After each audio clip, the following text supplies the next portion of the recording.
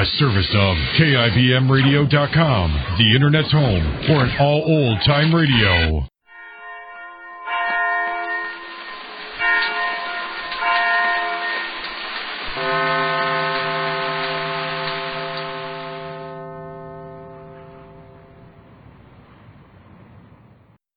Kroger Tender-Ray Beef, no other beef so fresh can be so tender, presents Hearts in Harmony transcribed. Kroger Tender-Ray Beef. It's delicious. Yes, ladies, there's one word that fits Kroger Tender-Ray Beef to a T. Delicious. Why, it couldn't be anything else but delicious. For Kroger Tender-Ray is the one beef that's always fresh, always tender. You know it's tender because by the original Kroger Tender-Ray method, the top U.S. government grades of beef are made naturally tender without aging. You know it's always fresh because by the Kroger Tender-Ray method, there's no need for wasteful aging, no time for loss of savory juice. Yes, Kroger Tender-Ray beef is luscious red, rich in savory juices, and marbled with just the right amount of flavory fat.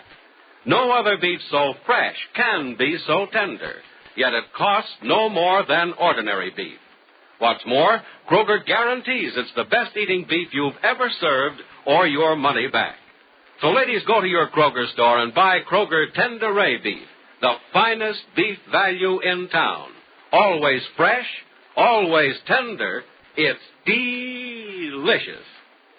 And now, Hearts in Harmony. Not counting a number of babies born at Rossville Hospital, in the last few days the population of Rossville has increased by 2. Young Dr. Joel Evans has moved from Heatherton to be nearer Penny Gibbs, and Johnny Keith has come from South Africa partly on business, but mostly to visit Penny, his one-time fiancée. It's morning in Rossville now, and Penny is talking to Nora Lang, one of the town's regular residents, about the 2 new arrivals. Penny says, All right. Joel is definitely in love with me. But I'm not in love with him and he knows it. Oh, Nora, he should be fairly certain that nothing will come of it. We're just very good friends, and that's all we'll ever be. Are you sure of that, Penny? Nora, if I were ever going to be in love with him, wouldn't I be in love with him now? Not necessarily. People don't always fall in love with each other instantly. Love at first sight certainly isn't the general rule. Love grows sometimes and slowly. I know that, but I've known Joel a long time now. Oh, not so awfully long, and you'll have to admit, won't you, that you like him a lot? Of course I do. Maybe more than you like anyone else? Well, certainly as much. You just won't admit anything, will you? Oh, Penny, don't you want to fall in love? Are you afraid of it? Why do you ask that, Nora? Oh, it just occurred to me, that's all. I've heard of people being afraid to fall in love, and, well, I just wondered if you're afraid. No, darling, why should I be? What's there to be afraid of? Well, love is a little scary. It does such wonderful things to you. It makes you silly and tingly, and it just doesn't allow any sort of dignity whatsoever. Oh, Nora, what a description of the effects of being in love. Oh, do you think it's wrong? No, it has some of the elements of truth in it. But I think it's slightly exaggerated, don't you? Well, maybe a little.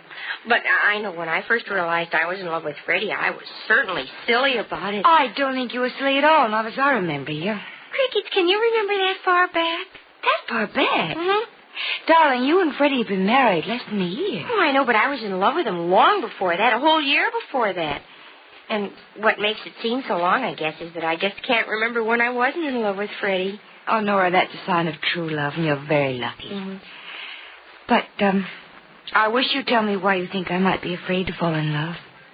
Well, it's your attitude about it, Penny. You just won't admit that you might be in love with anybody. Nora, it isn't love I'm afraid of. If I'm afraid of anything, it's of making a mistake. Darling, if I thought I was in love with Joel, I'd tell him so and I'd marry him. But I don't know if I'm in love with him. And I want to know. I want to be very sure of my feelings before I do anything or say anything. I'm awfully fond of Joel. I'm so fond of him that... That what? I don't know what. That's the trouble, Nora. Joel's sweet and kind and thoughtful and wonderful in everything he does for me and says to me. He couldn't be more perfect than he is, and it gives me a warm glow inside to know that such a person's in love with me. Or says he is. Oh, there you go again, Penny, doubting what you know to be true. Nora, I've seen enough of life to know that nothing can be taken for granted. It's wrong to be sure. Wrong to be sure of another person, even as it's a mistake to be sure of yourself. But, Penny, you have to believe in some things, and you can't say that Joel isn't honest. Well, I certainly don't believe he's dishonest. Well, now, why do you put it that way? Why can't you say he is honest, definitely and completely? Because I'm afraid to. I've been fooled before, Nora. I've been hurt before.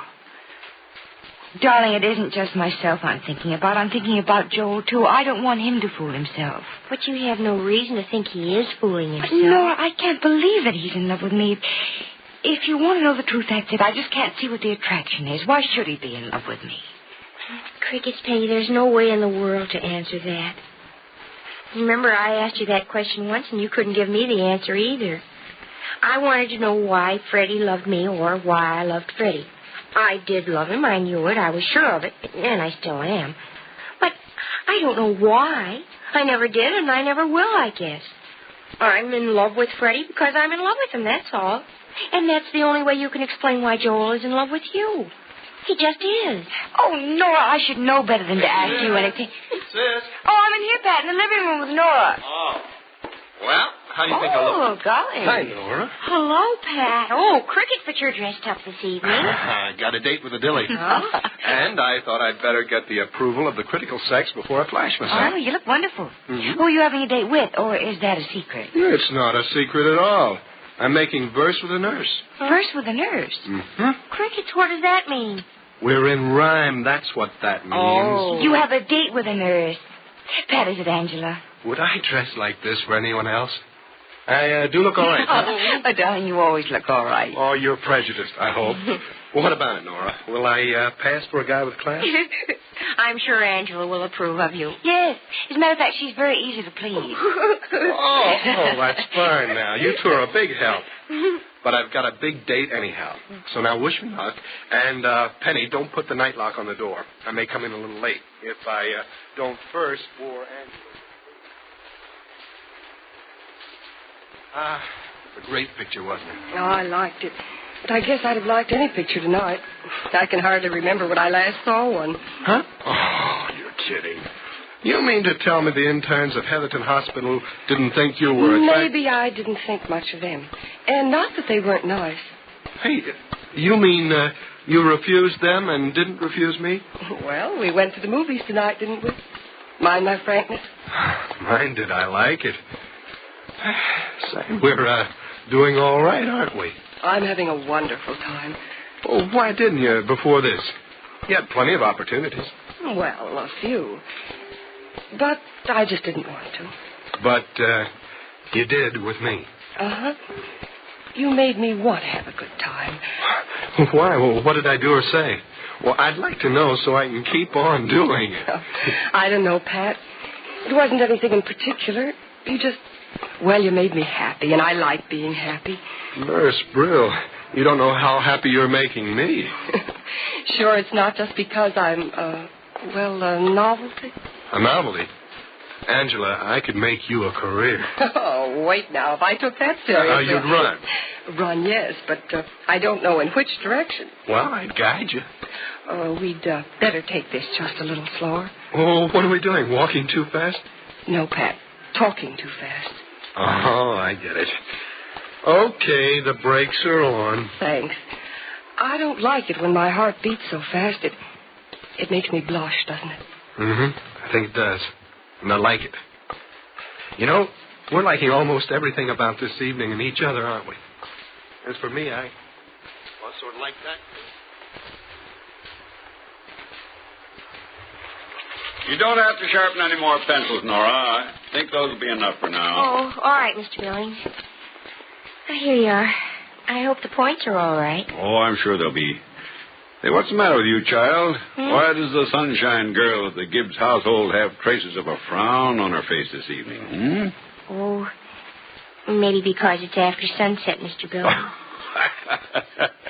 Very good. Very, very good, Nora. But even after sundown, there's usually a smile on that pretty face of yours. What's turned down the corners of your mouth, Oh, I'm a little worried, I guess. Worried? About what, child? Or isn't it something an old man could help you with? Oh, crickets, Mr. Billings, you're not old. Well, old enough. Old enough to know that there's nothing in this world worth wearing a frown about. Not permanently, at least. And you've been sad-faced now for almost a week. Oh, I guess I have been. I'm sorry. I'm the one who's sorry. Sorry you won't come out with it and let me show you it's not worth worrying about. But it is, Mr. Billings. It's Freddie. Freddie? Well, now what's that husband of yours done to upset you?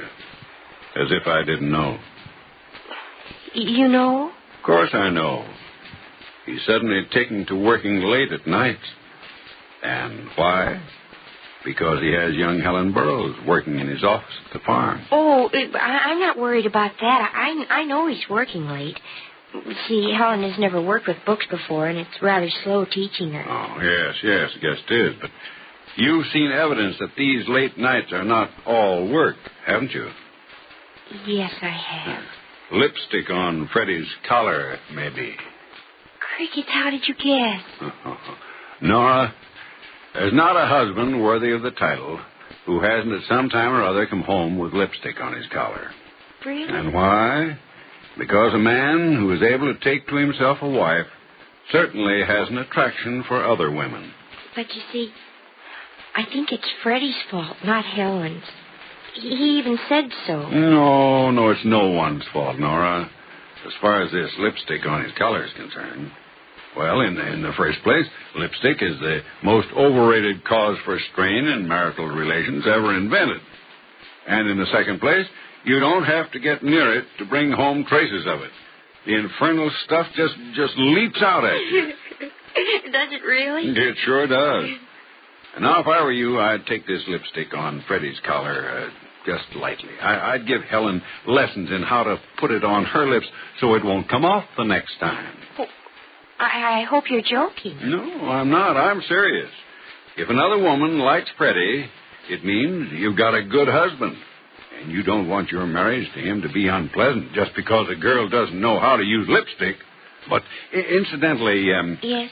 When you get a chance, will you tell Freddie I want to talk to him? I think the boy is beginning to forget that you wear lipstick, too. So Jed Billings has some grounds to believe that Nora and Freddie Lang are unconsciously drifting apart. Is this true? And what is Penny's real reason for refusing to admit she's in love with Joel? Is she in love with Johnny Keith without knowing it? Be sure to listen to the next dramatic episode of Hearts in Harmony. Kroger Tender Ray Beef.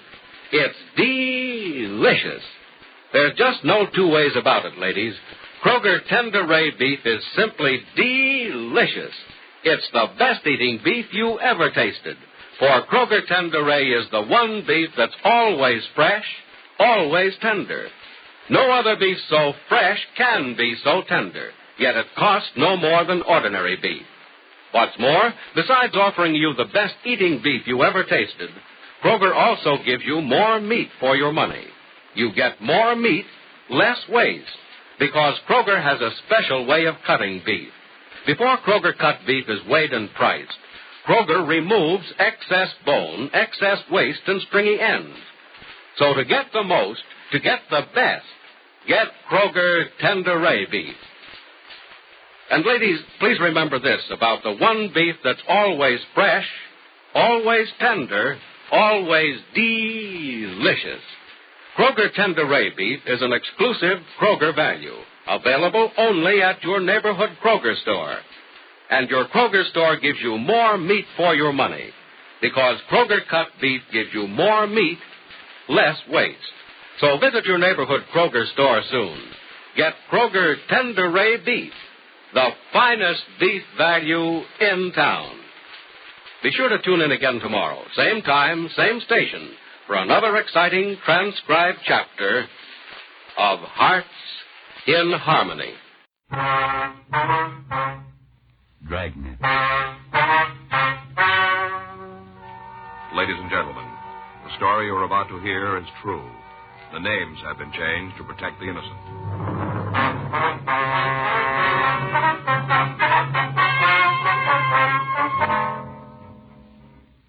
You're a detective sergeant. You're assigned to juvenile detail. You get a report that a teenage boy has been found in a downtown alley. He's in critical condition. Your job? Check it out.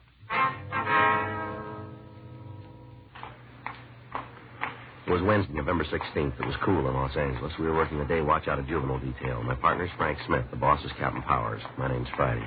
We're on our way into the office, and it was 9:17 p.m. when we got to the second floor of Georgia Street Juvenile. Squad room. I don't know, Joe. What? You see a kid like that, you start wondering. Yeah. 15 years old, trying to hold up a liquor store. Kind of worries the guy. What do you mean? What about your own kids? How are they going to turn out? Well, most of them turn out okay. Yeah, can't help worrying, though. Well, you're a father. Maybe you're better off, Joe, not having the worries. You really believe that? I guess so. Well, why don't you stop trying to marry me off? Oh, say, that reminds me. Yeah. You know the Phillips, live down the street from us? I don't think I do. They were over for dinner the same night you were. No. Last summertime, Faye made fried chicken. Oh, yeah. Remember it? I remember the chicken. Go ahead. You're going to spend Christmas with us, aren't you? Christmas. Faye told me to be sure and remind you. It's only a month or so off. That's soon. Yeah. Can we count on you? Yeah, if we're not working. Swell. I'll let Faye know. What's this got to do with the Phillips? Nothing. Mm-hmm. It's got nothing to do with them, Joe. Why are you so darn suspicious? Which one of them has the sister? Huh? Come on, Mr. and Mrs. Which one? Both of them, for all I know. Well, which one has a sister who's coming out here for the holidays? Which one? Mrs. Phillips. And they're all going to be at your place for Christmas dinner, is that it? Well, Faye hasn't asked them yet. She wanted to be sure that you... Mm-hmm. Okay to ask them? They're your friends. You won't regret it, Joe. You know Mrs. Phillips is darn nice looking. Good talker to her. If her sister's anything like Just she do is. me one big favor, will you? What's that? Christmas is still 5 weeks away. Don't start selling me now. I wouldn't try to sell you on any girl. You know that. You bet. I never even met this one. I was just thinking that sometimes you can kind of sort of judge a person by family and... Juvenile Friday. Where's that? I see. Yeah. Found a kid lying in an alley off Sheridan Street. He's hurt pretty bad. An accident? Knife in his back.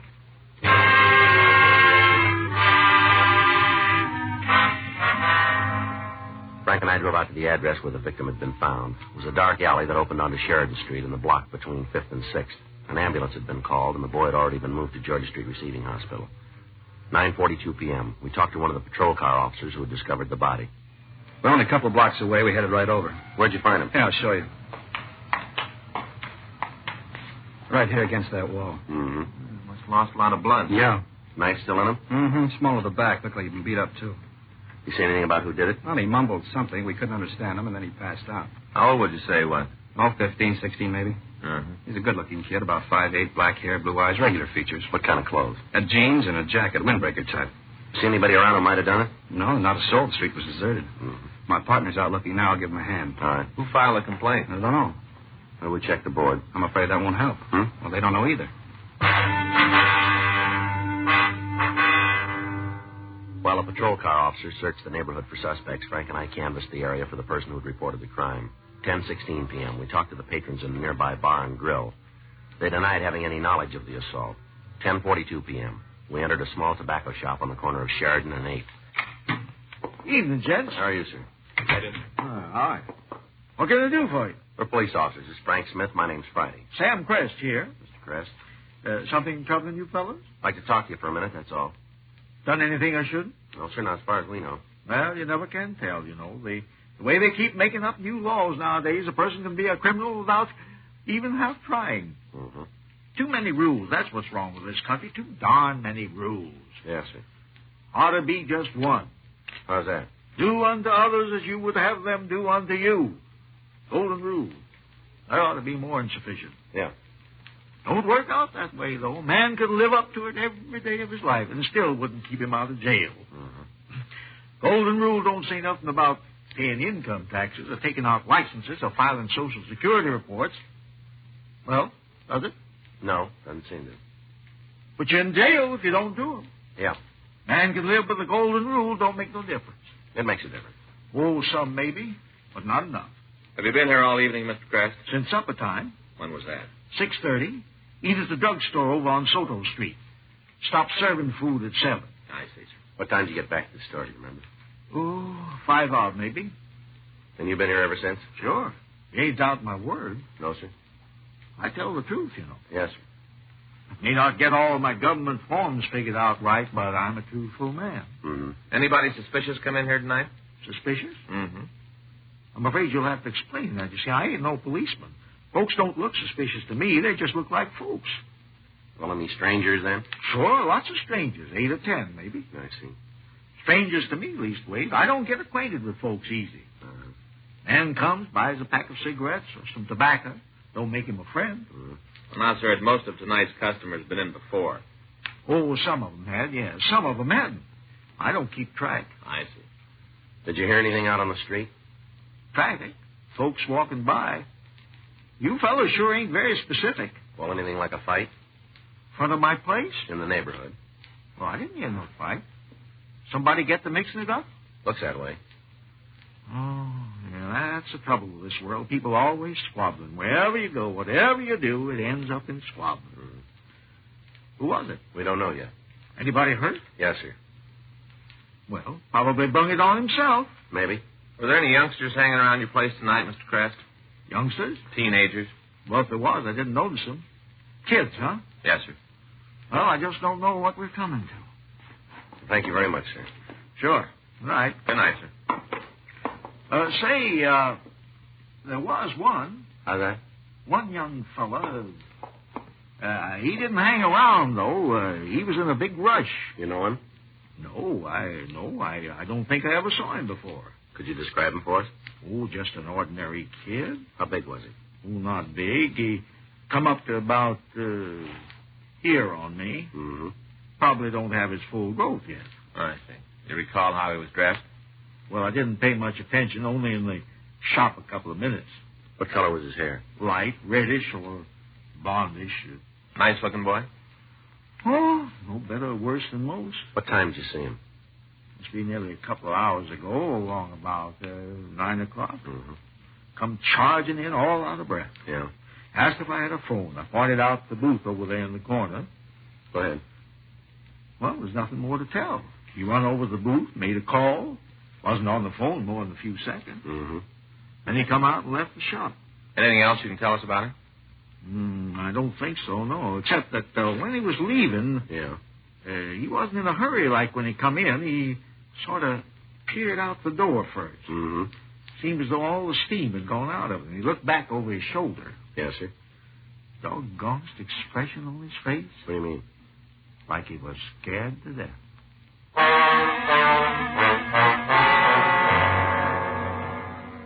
While we're in the tobacco shop, we telephoned Georgia Street Receiving Hospital and talked to Dr. Sebastian. He told us that the victim was in a critical condition and had been moved to General Hospital. He also told us that they'd not been able to identify the boy. We called General and asked to be notified when he was able to talk. 11:31 p.m., Frank and I went back to the office. Homicide was notified. The patrol car officers who had discovered the body reported that they had not found any suspects in the vicinity of the crime. 11:46 p.m., we checked with the crime lab. An examination of the weapon had revealed no useful fingerprints. It was a spring blade knife with an 8-inch blade. 12:02 a.m., Frank and I went off duty, and another team of detectives continued the investigation. The next morning, Thursday, November 17th, 8:12 a.m. Morning, Joe. Hi. Anything new? No, not so far. How about missing persons? Nobody's reported them. It's funny. You'd think somebody'd be looking for him by now, his folks or somebody. Yeah, you would. Mm-hmm. Any coffee and that thing? Yeah, I hope so. All right. Probably cold by now. Better than nothing. Did you miss breakfast? I wasn't hungry. Oh. Oh, you're right. Huh? It's cold. Yeah. Hey, Joe. Mm-hmm. About Christmas? What about it? Well, we won't invite Mrs. Phillips' sister if you don't want us to. Mm-hmm. No. I got to thinking last night people shouldn't force a guy to get married and raise a family if it's against his best judgment. Well, who's getting married and raising a family? It's just a Christmas dinner, huh? Yeah, but you know Faye. Well, you know me. I got it. Juvenile Friday. Yes, sir. All right, sir. Thank you very much. General Hospital, the boy's coming, too. Yeah? Can we talk to him? Yeah, for a minute or two. We better get a move on. Oh? Doc said to hurry.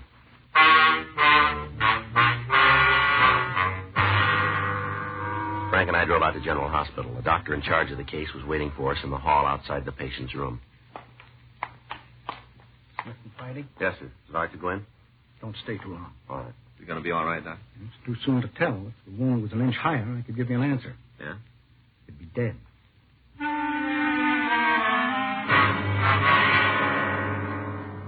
We went on into the room. The shades were drawn and the victim was in semi-darkness. His eyes were open, but he closed them as soon as he saw us enter. How you feeling, son? Son? I'm okay. I'd like to talk to you for a couple of minutes. No way of stopping you, is there? What's your name, son? What's yours? Smith, Frank Smith. My partner's Joe Friday. Cops? That's right. Well, Well, what? how about telling us who you are? I forgot. Well, You know, amnesia. yeah. How'd you get hurt, kid? Forgot that, too. We're trying to help you, son. Not my fault if I don't remember nothing. You know you're pretty sick, Sure. but it's not amnesia. You a doc? No. And you tell what's wrong with me. Who knifed you? Now, what happened? Come on, what's your name? Abraham Lincoln. You guys can call me Abe. All right, we'll find out. Go ahead. What were you doing on Sheridan Street last night? That where I was? You want him to get away with it? Who? The fellow that stuck a shiv in your back? Now, who'd do a thing like that? That's what we want you to tell us. Hey, you know what? Hmm? It's all starting to come back to me. Tell us about it. There was this black sedan, see? Mm-hmm. Great big job. Yeah. I was walking along the street, sedan pulled up beside me, 12 guys jumped out. Yeah. Told you it was a big job. Mm-hmm. 6 of them tried to grab me. All right, that's enough. But you want to know what happened? They was all wearing masks. I said that's enough. Sure. Now, you listen to me, son. We're going to find out who you are and who stabbed you. Sorry I ain't in a position to offer a reward. You want your face in all the newspapers? What for? I ain't important. I said we're going to find out who you are. Well, Okay, if you want to play detective. let's have it. Tom. Tom what? Marcotte. Where do you live? Diamond Street. What number? Apartment house, corner of Diamond Olympic. Second floor in the back. Now, suppose you tell us what happened last night. Guy jumped me, that's all I know. Who was he? I don't know. I never saw him before. You sure about that? Yeah. What did he look like? I don't know. It was dark. Somebody your own age? Heck no. How old was he? 30, 35. Why'd he pick you? I don't know. Must have thought I had some dough. You never saw him before. That's what I said. How tall was he? I don't know. Did you get a look at his face? Uh-uh. Can you tell us anything about him? Nope. But you know how old he was. I got a feeling, that's all. Yeah. Where do you go to school? Taylor High, What year? 10th. Any gangs in your school? I don't know. You don't belong to one, do you? Nope. You had any kind of trouble lately? What kind of trouble? With the other kids at the school? Didn't you guys get anything straight? It wasn't a kid. Mm-hmm. Who do you live with, Martha? My old man. Where's your mother?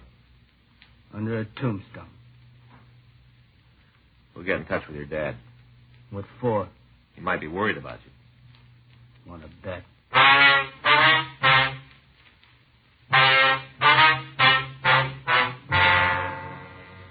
We were unable to get any additional information from the victim. We went back to the office and checked the name Tom Marcotte through R&I. They had nothing on him. 9:47 a.m. Frank and I drove out to the address he'd given us. It was a 2-story stucco apartment house, badly in need of repair. We went up the second floor. Must be this one. Yeah. I don't hear anybody. Take it easy, will you? All right. What's all the pounding for? Marcotte? Yeah? We're police officers. Frank Smith, my name's Friday. Well, what do you want? Come in for a minute? If you don't, I'm going to fall flat on my face. Oh, boy. My head's coming apart in shreds. Kind of tied one on last night. That's so. Haven't got an aspirin, have you? No, sir. Right not. Can of beer? No. No. That's what I really need. Usually keep a couple in the refrigerator for an emergency like this. But that kid of mine's been guzzling them again. We'd like to talk to you about your son, Mr. Marcotte. Yeah? You know he didn't come home last night. Didn't he? No. No way of me knowing it. I work nights, drive a hack, don't get home at 4 or 5. He leaves for school before I wake up. I see.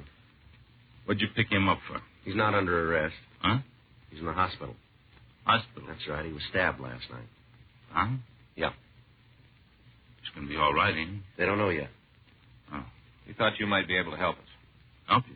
Yeah, find out who did it. You know who your son's friends are? I don't know nothing about him. We aren't very close. Has he been worried lately about anything? Upset? No more than usual. How's he doing in school? Lousy. Oh. They always ask me to come down and talk to him. Principal, his teachers. What do they say about him? I don't go. I went a couple of times when he first came to live with me. Didn't do any good. That's so. I can't change him. Anything I tell Tom just rubs him the wrong way. So he's on his own. How long has your son lived with you? 3 years. How about before that? He was with his mom. Yeah. She divorced me a couple of years after he was born. Took him with her. Mm-hmm. When she died, there was nobody else to look after him. He had to come back to me. Yeah. Hey, get me a glass of water. Only take a second. Yeah. Looks like the kid was right. Huh? About his father. Maybe. He doesn't seem very upset. No. He's got his stuff, his drinking. Yeah. Never used to feel like this when I was younger. Is that right? He'd go on a bat for 2-3 days, come out of it and feel okay. Can't take it anymore. Well, sir, we'll be leaving. If you'd like to see your son, he's at General Hospital. Tom asked to see me? He's pretty sick, Market. You talked to him, didn't you? That's right. He asked to see me? No, he didn't. Didn't think so. I guess I can't blame him for hating me. He figures I didn't want him after his mom died. Figured I had to take him. Yeah. Tried to tell him different. He didn't believe me. We just can't talk, Tom and me. Mm-hmm. Father and son living in the same apartment. Like we speak a different language. Think I'd go down and see him? Well, that's up to you. Be nice for me. It's funny. Live with somebody who hates you, your own son. Well, maybe you're wrong about him. Yeah, see it in his face, his eyes, the way he talks. Every time I look at him, I can see it. Tom's the one who's wrong. Yeah. It's not his fault, but he's wrong. You wouldn't believe it on a stack of Bibles. Even you guys don't. What's that? But I love him.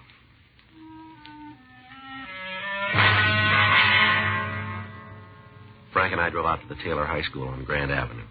10:57 a.m. We interviewed the principal, James Wingor. He told us that Tom Market was a poor student and that he was difficult to manage. He also told us that the boy had a good mind and was capable of much better work than he performed. He was unable to throw any light on the knifing and suggested that we talk with the victim's homeroom teacher, Miss Nora Rollins. 11:16 a.m. We interviewed Miss Rollins in a small room which adjoined the principal's office. I'm supposed to be giving an English examination during this period, Sergeant. Yes, ma'am. This will only take a couple minutes. You have a student named Tom Marcotte?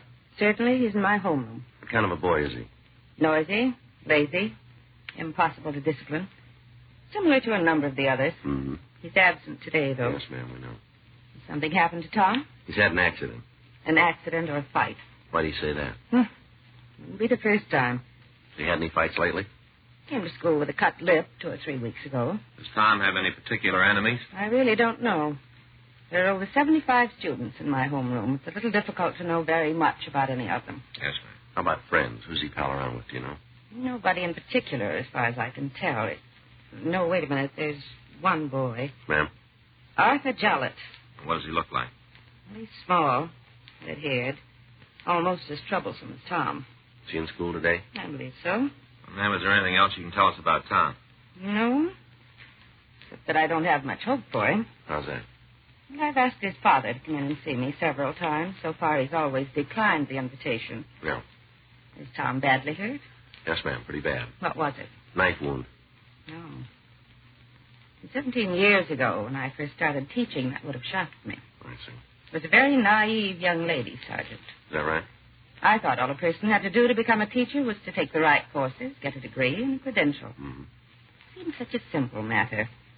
I wanted to teach English literature, so I studied English literature. Shakespeare, Chaucer, Browning, Keats, Shelley. Yes, ma'am. As I continue in the profession, I discovered that I omitted one essential course. What's that? Judo. We asked Mr. Wingor if we could interview the student named Arthur Jollett. He asked his secretary to have the boy sent into us. Sounds like he's the one who called in the report. Yeah. Must have been with Marcotte when it happened, huh? Come in. You want to see me? That's right. Come in, son. You're Arthur Jollett, huh? Ain't that who you asked for? Sit down, son. We're police officers. This is Smith. My name's Friday. You have a friend named Tom Marcotte? I know him. Pretty good friend of yours, is he? He's a friend. You been with him lately? When? Yesterday, day before? Sure. Where? Here. We've got some of the same subjects. How about after school? Uh-huh. You saw him after school, did you? Night before last. Last night, too? Uh-uh. Where were you last night? Movie. Well, who'd you go with? Went along. What movie? Double bill in Hollywood. What'd you do afterward? Hitched a ride home.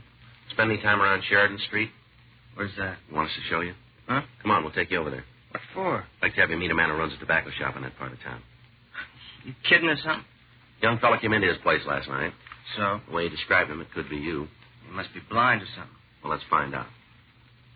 Come on. Come on. Okay, so maybe I was in his neck of the woods. What's the beef? Your friend Market was around there, too, wasn't he? Coincidence. Yeah. What's the matter with Tom, anyhow? Why? He ain't been in school today. He's in the hospital. Oh. Good thing you called us when you did. He might be dead by now. Who says I called you? Man who runs the tobacco shop? How the heck could he tell it? Well, I mean, who I was calling. All right, Jollop. Give us the whole story now, will you? What story? Come on, let's get it over with. If it's about Tom, ask him. We're asking you. You want us to take you in? Of course not. It's up to you. Ain't much to tell. Just walking around, Tom and me. Yeah. Fellow jumped out from an alley, came at us with a knife. Go ahead. Took a swing at Tom. I ducked off. Yeah. Called the cops. That's all I know. Who was it, Jollop?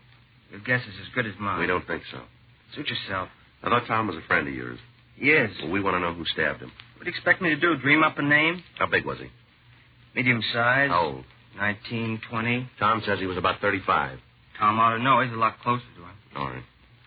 Let's go down to the juvenile bureau. Oh, I told you everything I know. Want to show you some mug shots. Forget it. I wouldn't recognize his picture. Let's give it a try anyway. I'll take it easy, will you? What's the matter? I don't want to be seen leaving with you guys. Is that right?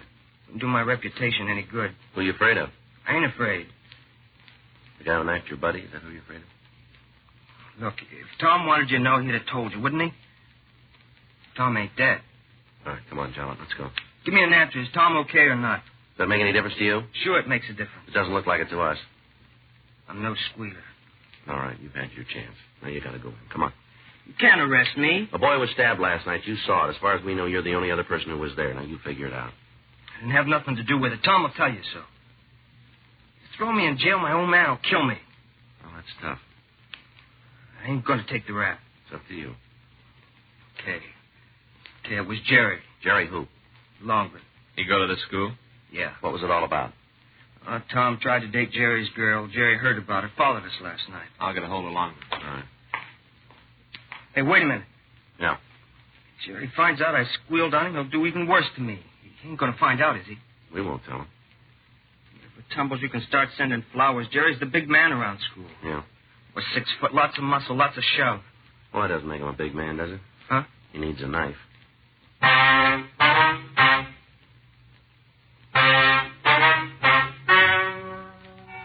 The story you've just heard is true. The names were changed to protect the innocent. On December 2nd, a hearing was held in Juvenile Department, Superior Court, State of California, in and for the County of Los Angeles.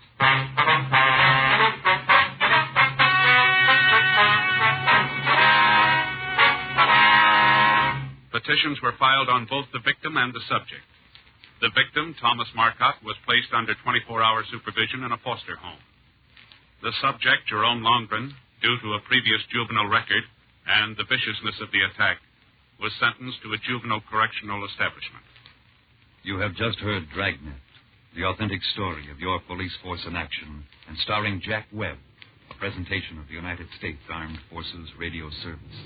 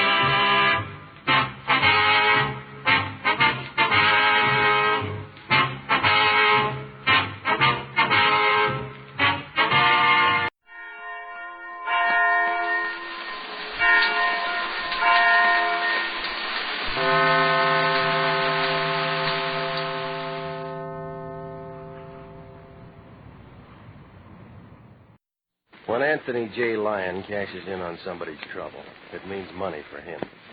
For me, it means work. I'm Jeff Regan, the Lyon's private eye.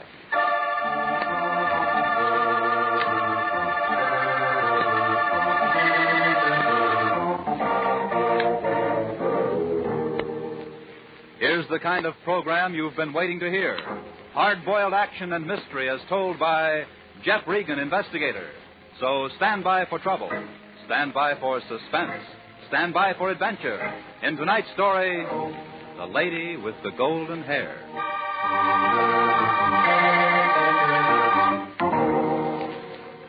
And now, here's Jack Webb as Jeff Regan. Well, this is the way it started. I was sitting in the Lion's den waiting for him to get off the phone so I could ask him about my expense sheet on that New Orleans thing. He was playing the usual games with his lawyer, and just about the time he hung up and turned his chair my way, the office door opened. All right, Regan, what do you want? Aha! A little curly-headed man, about 40, dressed in a black suit, was standing there. He was holding a stack of $50 bills, a gold-headed cane, and a red card in one hand. In his other, he had a black derby with a hole through the top of it, a pair of suede gloves, and a white carnation. He stood there, looked at both of us. The Lion looked at the $50 bills. I looked at the little man. Aha! You are Mr. Lyon, no? I, Max Vladimir, have come to see you unappointed. Where you are? My name's Regan. This is Mr. Lyon. Aha!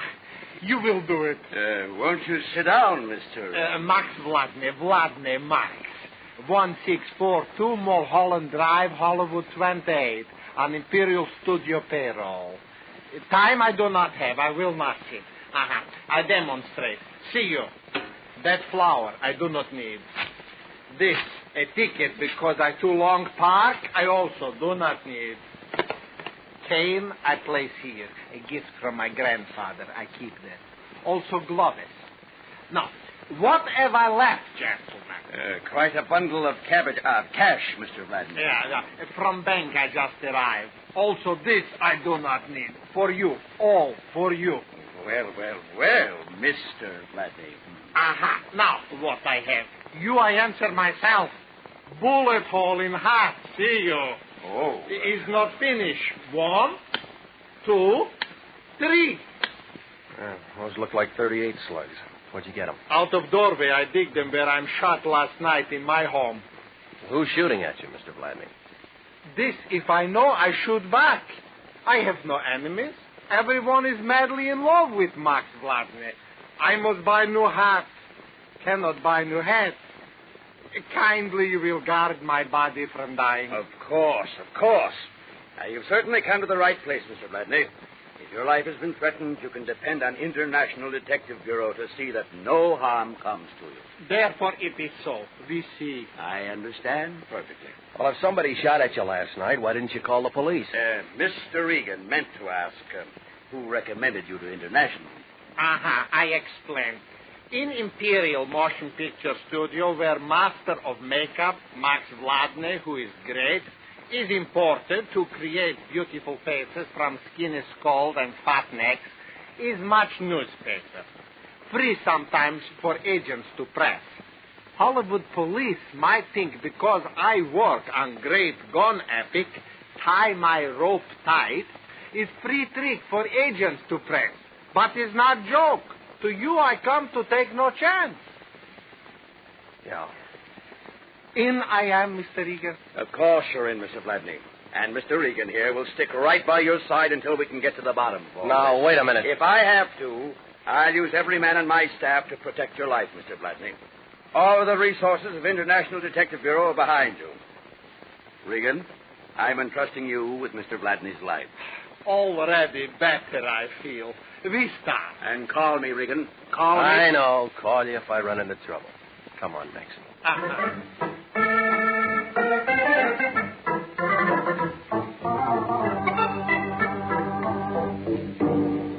Well, you can see how it was. Max Vladimir's car was parked in a red zone in front of the building, and there was another ticket on it. He tore that one up, too. On the way out to his house, I tried to get a little more information, but it didn't come to much. He couldn't figure out why somebody was shooting at him or who was doing it. It was about 6 o'clock when we pulled up in front of his house on Mulholland Drive. One of those little places with a big sun porch in front of it and an egg-shaped swimming pool in front of that. He was pulling things out of his pockets looking for the key to the front door when it happened. See what I tell you. All the time shooting at Maxie, someone. All right, get on. What I tell you, my heart is full again of hope. All right, shut up. You weren't hit. But he's frightening. Well, unless he's got a machine gun, he can't find anything more. Wait, where go you? You leave Max to be killed. I'm going after him. Stay right here. You'll be all right. I started for the heavy brush outside the clearing of the house where white gun smoke still hung around the trees. And then I saw him. He was a gray-haired man, stocky build, glasses, about 100 feet away, running down the hill waving a gun. I went after him, but I couldn't get a clear shot. Oh, he was quite an acrobat. He dived over a wooden road bracer and went skidding down the embankment. By the time I got there, he was climbing into an old Chevy convertible, and he took off in a cloud of dust. I couldn't see the license plate on the car.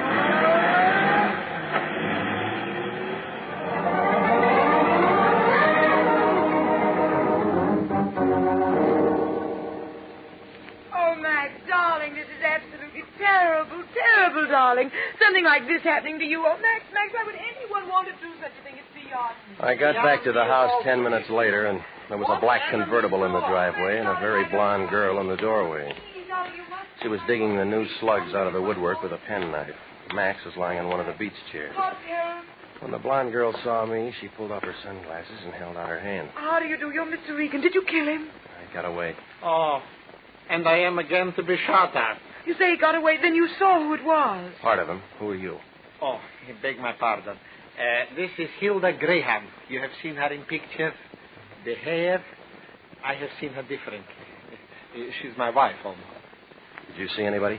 Well, I heard the shots as I drove up and found poor Max by the door. He's got to stop this business, Mr. Regan. He's got to stop. Next time, maybe... Well, it certainly does have to stop, Mr. Regan. Max, why, he's the finest makeup artist in the world. Be a great loss to everyone in Hollywood if anything ever happened to him. You see? Am I valuable? Did I not tell you? Yeah. Told me. Where's your phone? Oh, in there, in my private workshop, study, where I have to live. Use it, please. Call Mr. Lyon and stop the shooting. Oh, Max, darling, if you don't so after all you've done to me, now I should be able to do something so nice and so helpless. Lyon. This is me. I'm calling from Max's. Somebody just threw 6 bullets all over the place. What? Is Max all right? Didn't even come close. Oh, good. Now, the Treasury Department tells me he paid $20,000 last year in income tax, and he can afford little protection. Well, whoever it is got away. I think we ought to turn this over to the cops. The cops? And let them do for free what we're getting paid to do? Not on your life, Regan. What about his life? We'll worry about that, too. Now, listen. I'm sending Joe Canty out there to give you a hand. Now, this Bladney's a first-class gold mine as far as I'm concerned, and that means as far as you're concerned. I don't care what you... Until then, do anything you want. So long as you stick by Maxie and don't call the cops.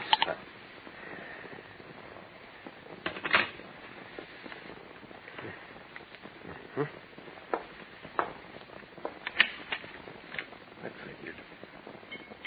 It's a fair label.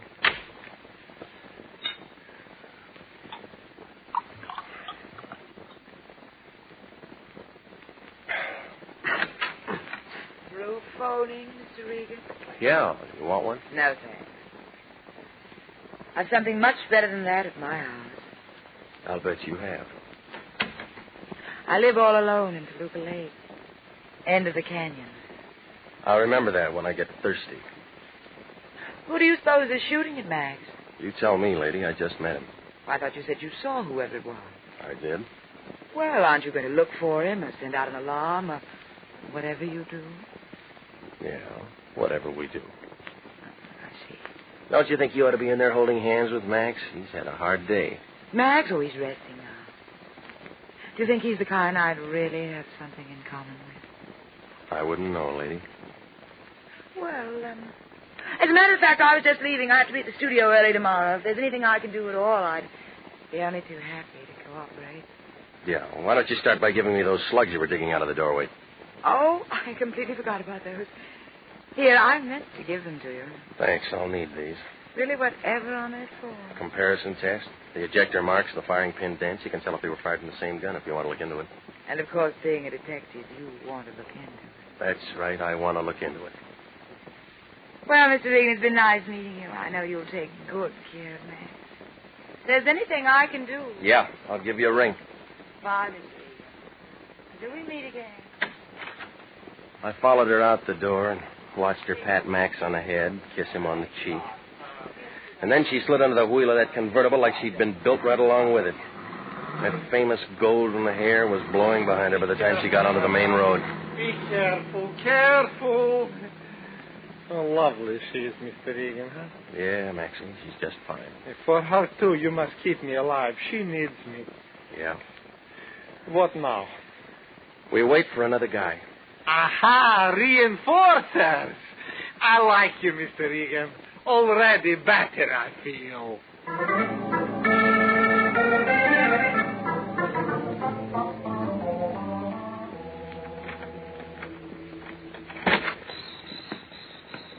It's only me, Regan. Take it easy. Oh, Canto.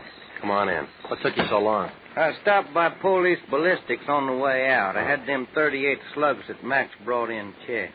Well, I got some more for you. Well, I found a winner. Gun belongs to a feller named Pete Berger. Ain't no permit on it. He done 6 to 18 in San Quentin once for robbery. Sprung a couple of years ago. Address? Yeah, a place on Figueroa right off of Sunset. Here. Thanks. Well, he was around again this afternoon, shooting things all over the place. I wonder what the connection is. I'm going to find out before Maxie does. You take over, Joe. Okay, where's our clay pigeon there? Roosting in there. Keep your eyes open, Canto. I'll get back as soon as I can. Oh, take your time, son. Joey the Canto is on the job. Yeah, I feel better already. Hey,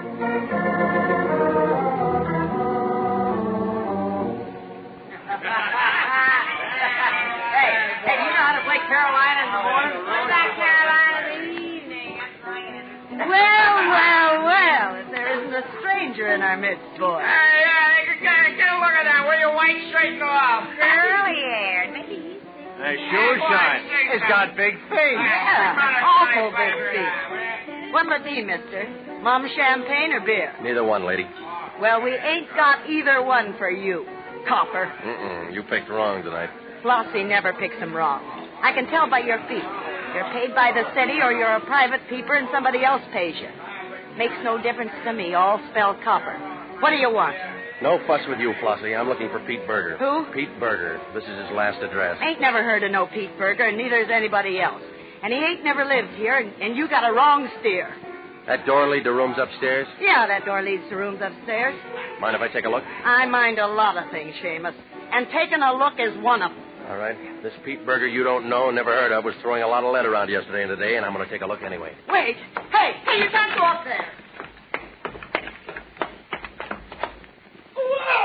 I was only halfway up when a man in a gray sweatshirt backed over the top of the stairs. There were 3 red holes just above the center of the sweatshirt. He turned around and tried to say something. I saw what was going to happen, and I hugged the side of the banister. Oh, Pete. Pete. Oh, Pete, honey. She ran over and was kneeling beside him, holding his head in her arms, rocking back and forth.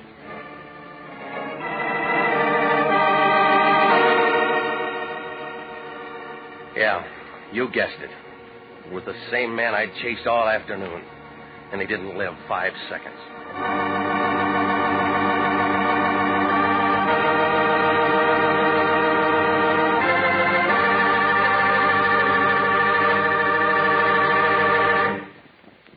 We'll return to Jeff Regan, Investigator, in just a moment.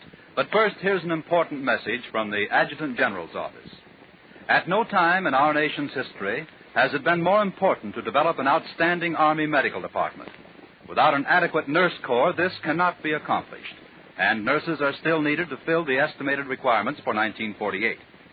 If you're a graduate registered nurse, over 21 and under 45, you are invited to apply for a commission in the Army Nurse Corps Reserve. If you are selected, you may choose either active duty or inactive status. Apply to the Adjutant General, Washington 25, D.C.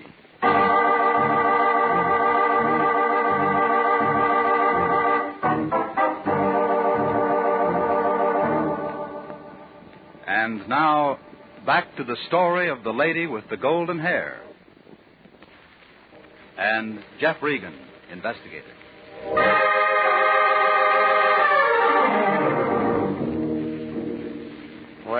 After he came falling down the stairs at me and Flossie had a good cry over him, there wasn't anything to do but to call Central Homicide. They got there a few minutes later and went over the whole place, taking pictures and prints. Finally, a wagon pulled up, took what was left of Pete Berger down to the morgue. Detective Lieutenant Salvatore Wendetti, up to Homicide, asked everybody a lot of questions and shipped a couple of people downtown for a couple of different things and finally got around to me. Regan, I think you ought to get yourself a new job. Every time the lion growls, you wind up with a corpse someplace and somebody has to ask you questions. Well, it wasn't my idea, Sally. I might have to book you on technical charge. Oh, stop it, will you? You know I didn't have anything to do with him getting shot. When the next car named Pete Berger gets topped off just before a private dick gets around asking him a few questions, I got to ask the private dick some questions myself, or else the chief is going to ask me some questions. Make sense? All I know is that somebody's been shooting at a client of mine. Mm-hmm. And that somebody's Pete Berger. How do you know? The bullets came from a gun owned by Pete Berger, so I came down to see him. Only he walks out all loaded down with 45 slugs and dies before you can say hello. Isn't that the bump?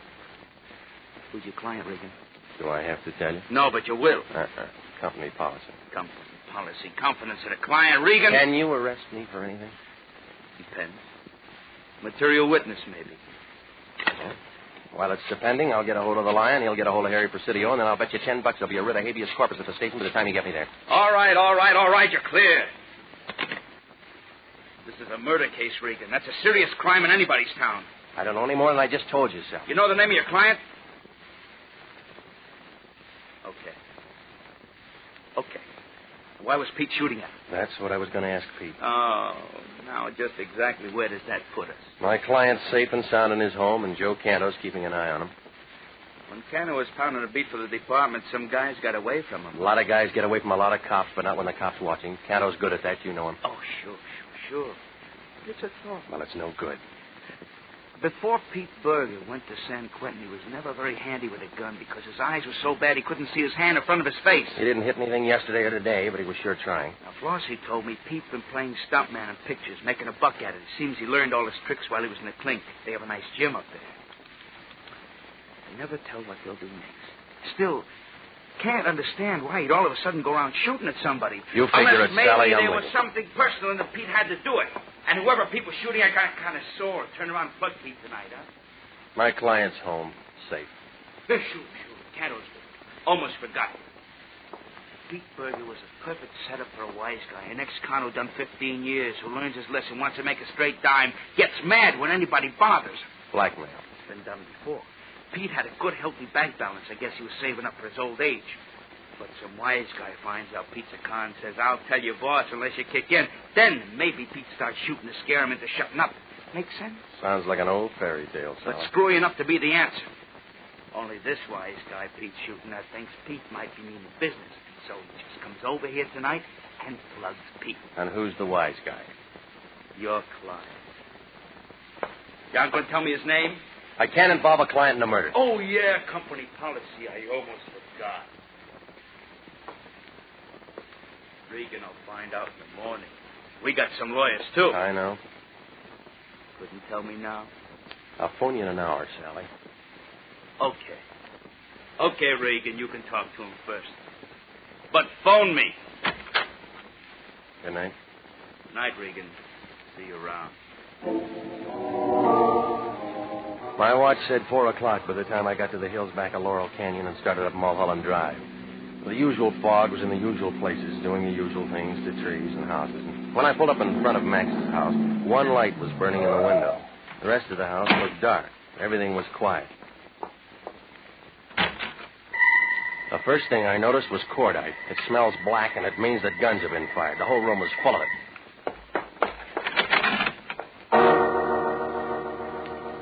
Max Fladney was lying half on the floor and half on the table he'd used for a workshop.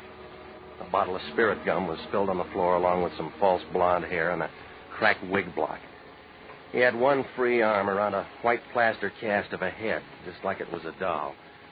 There were 2 blue holes in the middle of his forehead. I just stood there looking at him when I heard a noise in back of me. It was Canto, and he was on the floor at the foot of the bed.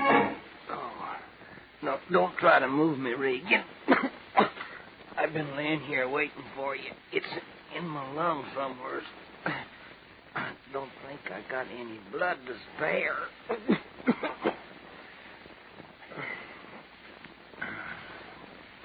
boy let you down, huh? It happened an hour after you left. I don't know who done it. There's a lot of noise in Max's room, and I come in, the next thing I knowed, I'm taking a slug myself. Hey, call me a doc, will you, Regan? I got a date tomorrow night. She's been trying to get rid of me. Just to give her a good excuse. Guess Lionel'll be mad, huh? Call me a doc, Regan, right quick.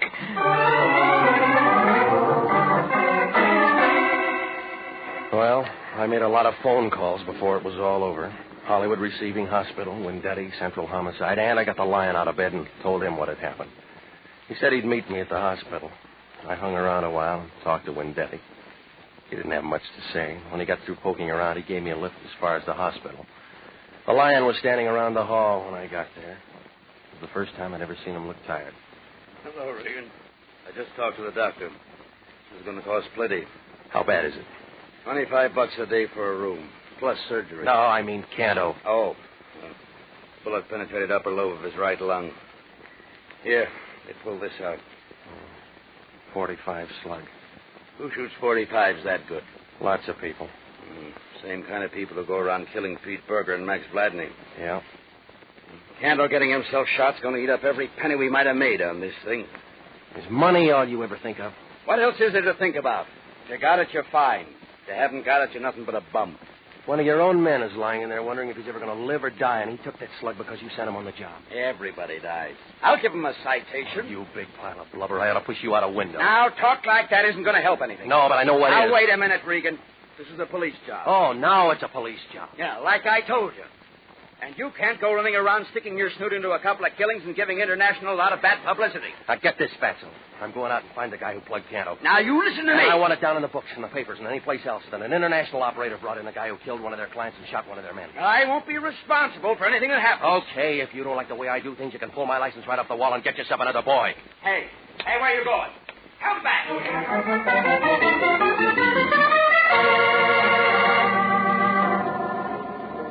Well, Mr. Regan, when I saw you at Max's yesterday afternoon, I didn't think you'd come by for that drink at 6 o'clock in the morning. Well, come in. I was just having coffee. I have to be at the studio for an early makeup job. You look all right to me, the way you are. Well, you can be nice. Will you have some coffee? No, thanks. Oh? I just stopped by for a minute. I'm afraid I have some tough news for you. Max. Something happened to Max. He's dead. Oh, no. Not Max. Oh, Max. Somebody shot him 3 hours ago. Why would anyone want to kill Max? That's what I'm going to find out. Max expected me to marry him. So many plans. What can I do to help, Mr. Regan? What can I do? All right, now look. A smart cop named Windetti is going to be knocking on your door pretty soon. He's going to ask you a lot of questions about Max. Give me the answers first. Would you mind terribly if we sat down? Max was all I had. I want to be near someone. Sure. I know I'm acting silly about this. What is it I can tell you, Mr. Regan? Did Max ever mention a man named Pete Berger? No. Never heard that name before. Well, he worked at the same studio. He was the one that shot at Max yesterday afternoon. And he killed Max? No, he's dead, too. He was shot to death an hour earlier. I was there. I'm not very good at this kind of thing. What are you trying to tell me, Mr. Regan? Both of these killings were done by an amateur, and not very good jobs. But there had to be some reason. I don't know. I've been in the business a long time, lady. Too long. People kill for money or love, or just for the crazy feel of blasting a gun at somebody. This has been a lot for you. You know, if you find a reason, you find a killer. What kind of work would a makeup man be doing at home? I don't know. Max always tried to improve his work. Suppose that's why he made the money he did. He might have made a plaster cast of a head so he could study a face. I suppose so. Yes. Your face? Yes, I suppose so. Why? It's a nice face. I've seen it in pictures. Most press agents think my hair is nice hair. Yeah, it is. Long, golden hair. It feels soft and warm. The way you hoped it would feel. Yeah, it does. And my lips.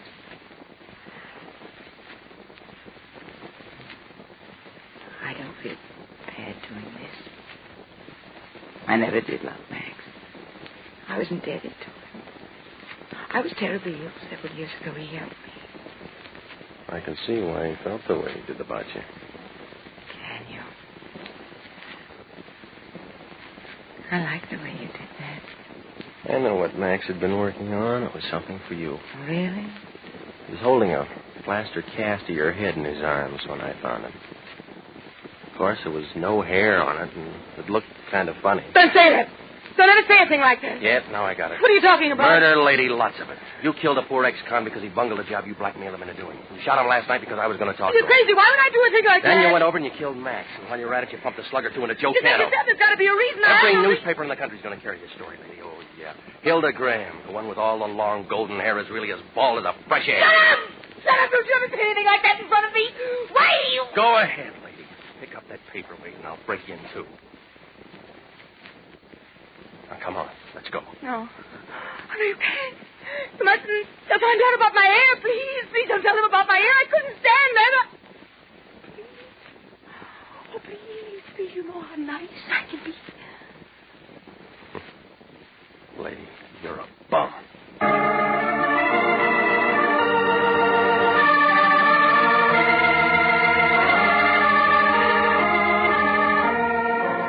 Well, Max had been trying to get her to marry him, and she didn't want to marry anybody, so she killed him. The police stenographer scratched his head on that one until I explained it was her hair, that long golden hair. Only it wasn't hers.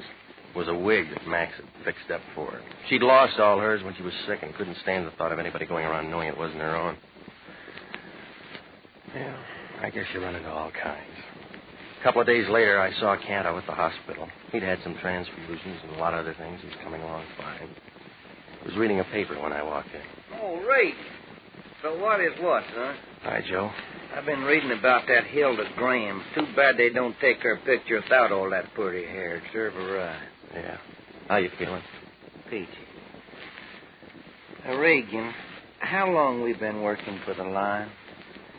Too long. How many people been killed and messed up in that time that me and you knows about personally? Too many. There's one thing I can't get through my nose. Why don't we get some other kind of a job? Real estate or movie extras or something. Why do we do it? Why do we do it, Jeff? I don't know, Joe. I don't know.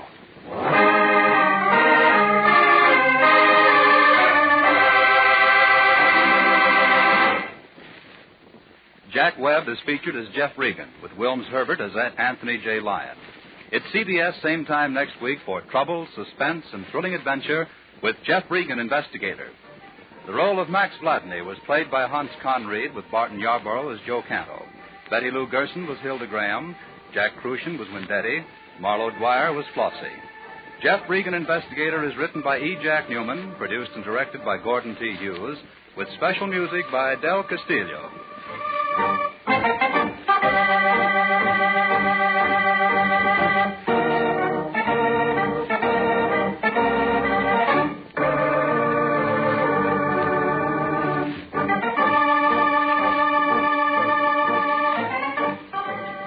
This program came to you from Hollywood. Bob Lamont speaking for CBS, the Columbia Broadcasting System.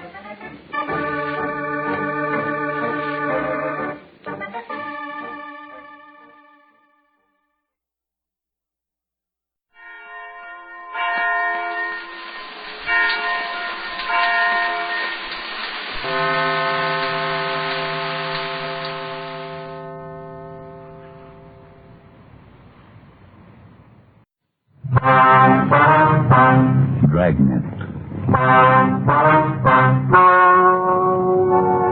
Ladies and gentlemen, the story you are about to hear is true. The names have been changed to protect the innocent.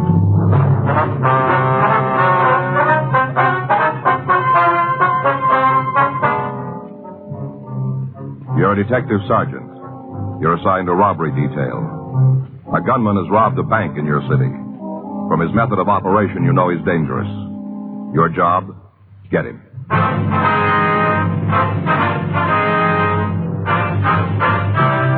Dragnet, the documented drama of an actual crime.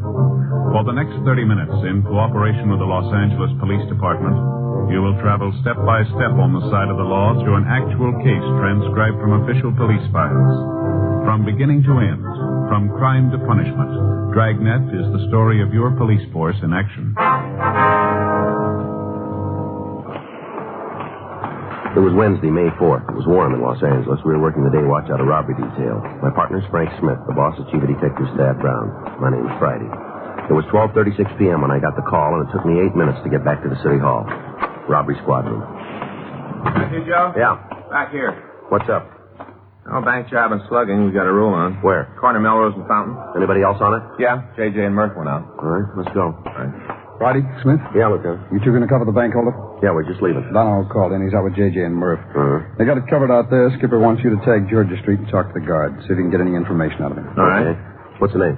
I haven't got it. There's a uniformed man with him. Old guy's in pretty bad shape. Yeah. When the thief left the bank, the guard tried to stop him. Old man pulled a gun, misfired, pistol whipped the old guard. Mm-hmm. He's in critical condition. We just got word that you can talk to him if you get right over there. Better make it fast. All right. And good luck. Yeah. We got to come up with an identification. We got to get it in a hurry. The guy's still running. Matter of time before somebody gets in his way. Yeah. We can't count on it next time. The gun jamming.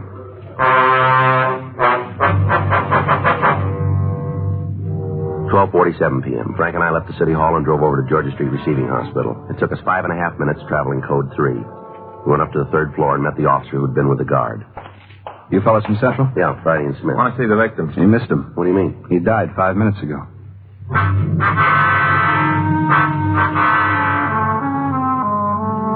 We checked with the doctor in attendance and found that the victim had said nothing to aid in identifying the suspect. We returned to the office. A local broadcast on an APB had been gotten out on the man carrying his description. A crew from the crime lab had gone over the premises of the bank without gaining any new information. The clerks and tellers had been brought to the city hall to check the mug books. Everything possible was being done to apprehend the bank guard's killer, but without being able to identify him, the job was almost impossible. At 2:48 p.m., we got a call from Captain Donahoe. That's right, Skipper. Mm-hmm. No, they're in the mudroom now. No, not yet. Oh, wait a minute. Joe, you want to toss me that pad there? Yeah. Here you go, Skipper. Yeah. Mm-hmm. I see. I got it. No, we'll check right away. Yeah, as soon as we find out. Yes, sir. All right, goodbye. What do you got? I checked around the neighborhood, found a newsboy, and saw the suspect leave the bank. Yeah. Kid got the license number. An immediate check was made with the Department of Motor Vehicles and with our vehicle records. It took us 2 minutes to get the information. Yeah, we figured it'd turn out that way. Hey, you want to give me the address? All right. Okay, we'll run it out. How about it? Car was stolen a week ago. A team of men went out to talk to the owner of the automobile. Additional broadcasts were gotten out on the stolen car carrying the license number, the make, and model description.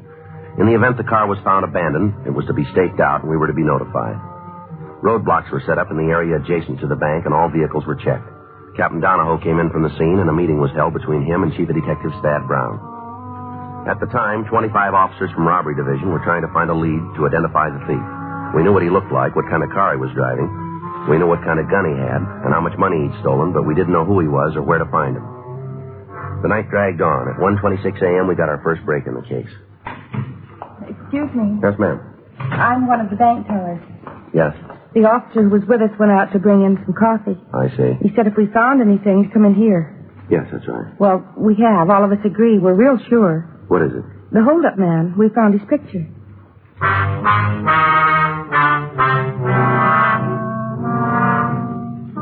The suspect was identified as Thomas Bud Carey, WMA, 26 years. According to his package, he'd been arrested the first time when he was 16. He'd served a total of 5.5 years in state institutions. We checked with Fred Galloway of the Adult Authority and found that there was an outstanding warrant on Carey for parole violation. Additional broadcasts were gotten out carrying his name and description. Officers in the field were notified of the latest developments. While other teams of men covered Carey's known hangouts and friends, Frank and I left the office and drove out to see his mother.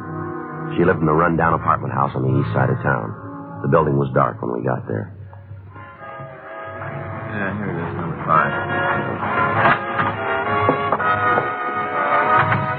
Watch that. Yeah, they ought to put a light in here.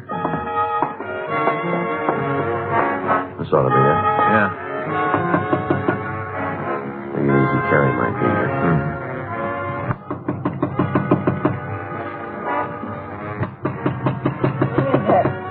Open up.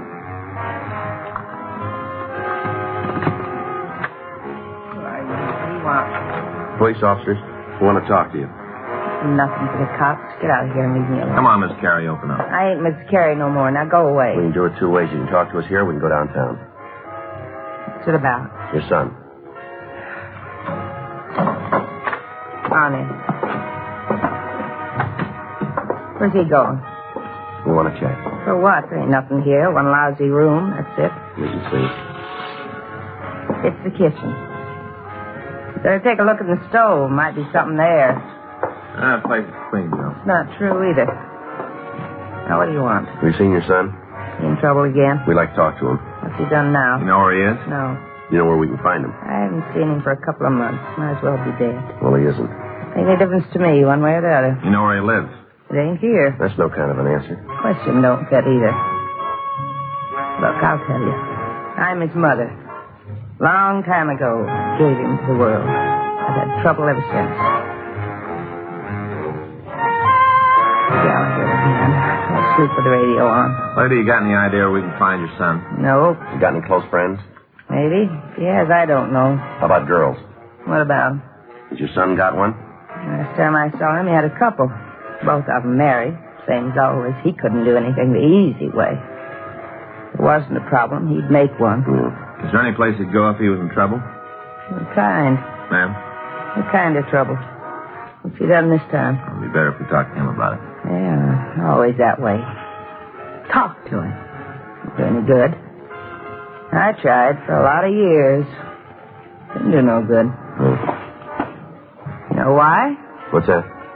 You know why it don't do no good? Go ahead. Because you don't listen. You can stand right in front of him and scream the top of your head right off, and he don't hear you. Is that right? He was little. First time I caught him stealing, I talked. All day and all night. For a week, I talked. He stood there and looked at me. It was over. You know what he did? You know? No, ma'am. He did it again. Every time he turned around, he stole something. I tried it all. Beatings, yelling, all of it. I tried it all. His father walked out when Bud was 6, not just by himself. I did everything I could to bring him up right. Read the books, saw the minister. Even had the relief people talk to him. He just wouldn't listen. Yeah. That time when he was 16, when we first picked him up, I thought that might do it. You know, being in jail, judge in the court. Oh, I prayed it'd work and he'd change. It didn't. A couple of days later, he was right back. You tell his probation officers about it? Bud was 5'10". He was 16, weighed 170 pounds. If I'd opened my mouth, he'd have hit me. Pretty hard thing to say, isn't it? Oh, it's harder to live with. All the time, all the tears. I'm tired of crying. I'm tired of working. I'm tired of being alive. I used to pray for him. Asked God to make him come out of it, be a good man. I prayed and I prayed. And I figured I was praying for the wrong thing. So I changed. Yeah. I know him. I know how he thinks and what he'll do. He's mean. In the soles of his feet, he's mean. I still pray. Maybe you're the one to do it. What's that? Kill him.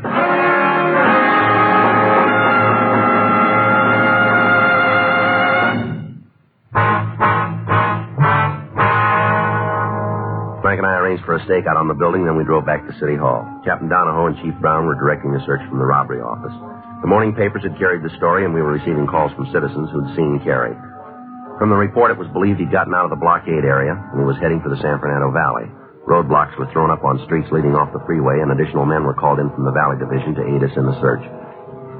7:42 a.m. It had been 19 hours since Carey had held up the bank. In that time, the entire facilities of the police department had been devoted to his capture. Lieutenant Dave Terry from the sheriff's office had joined Captain Donahoe and was coordinating their activities with ours. 7:45 a.m. Frank got back with some hot coffee. Anything new? No, got a report Carey was seen at the Vineland cutoff. Checked out? Don't know yet. I got some coffee for you, George. Oh, thanks. Anything happen? Yeah, we got him pinned down. Where? Valley. A lot of ground. Well, we just got a call. Carey pulled into a gas station in Riverside. Attendant recognized him. Tried to stall. Carey got wise, started to leave. Yeah. Pulled a gun, shot the man up pretty bad. Kill him? No, they got him in Valley Emergency. What about Carey? Still loose. Toner? Yes. Friday, Smith? Hi. Hi, we got him. Where? Broke into a house on Woodman. A couple of motorcycle officers got him pinned down. Let's go. Joe. Yeah. Tag the business office. Check out everything in the racks. All right. Go with him, Frank. We'll need gas shells and masks. Barricade and penetration. Better take a box of double Fs for the shotguns and plenty of 45s. Right. You be there? Leaving now. I'll go with Joe and Frank. Okay. Let's go. That's getting rougher. Yeah. What about the house he's picked? What do you mean? Who's in it? What kind of place it is? Doesn't make a lot of difference. We still got the same job. Huh? We got to get him out.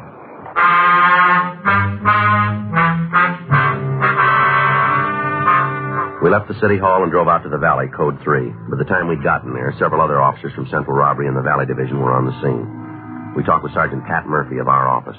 What do you know about the place? 6 rooms. Here, let me lay out for you. Got a pencil? I got a pen here. Oh, thanks. All right, now, the house is built in the shape of a U. Mm-hmm. The living room runs along the front, the dining room here on the corner.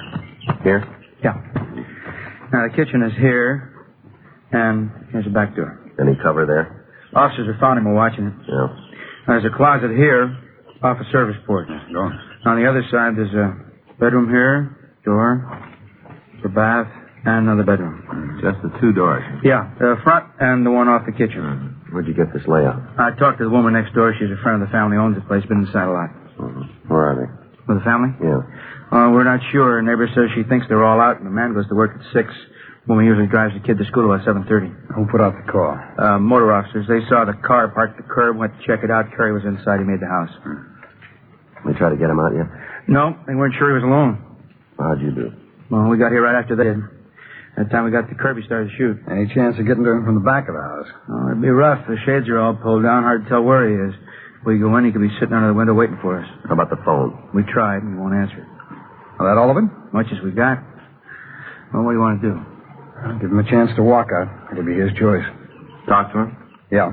Give him a chance to open the door. Well, it's going to be hard. We haven't been able to get near the place. Big thing's to make sure he's alone.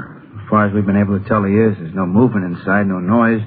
Trying to round up the family now. Can't wait for that. Let's get on it. I'll try to talk to him. You can't make it, Joe. He's in a box and he knows it. Well, maybe you ought to bring him out. You want to do it? Go ahead. All right. He makes a move. Get out. Fast. I won't need that. We'll give you coverage. Last time you heard from me was in the living room. Is that right? Yeah. There's 3 windows on the left there. Okay. Easy, Joe.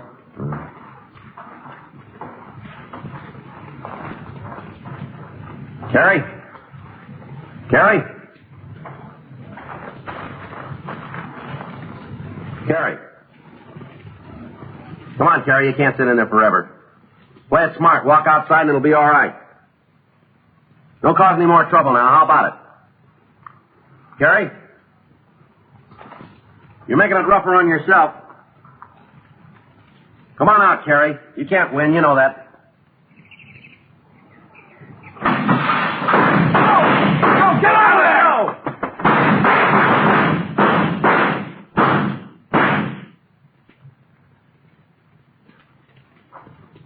I don't have to tell you it didn't work. Yeah. Clock ran out before you started. Carey isn't going to walk. Nope. Well, he called it. Yep. Get the gas guns.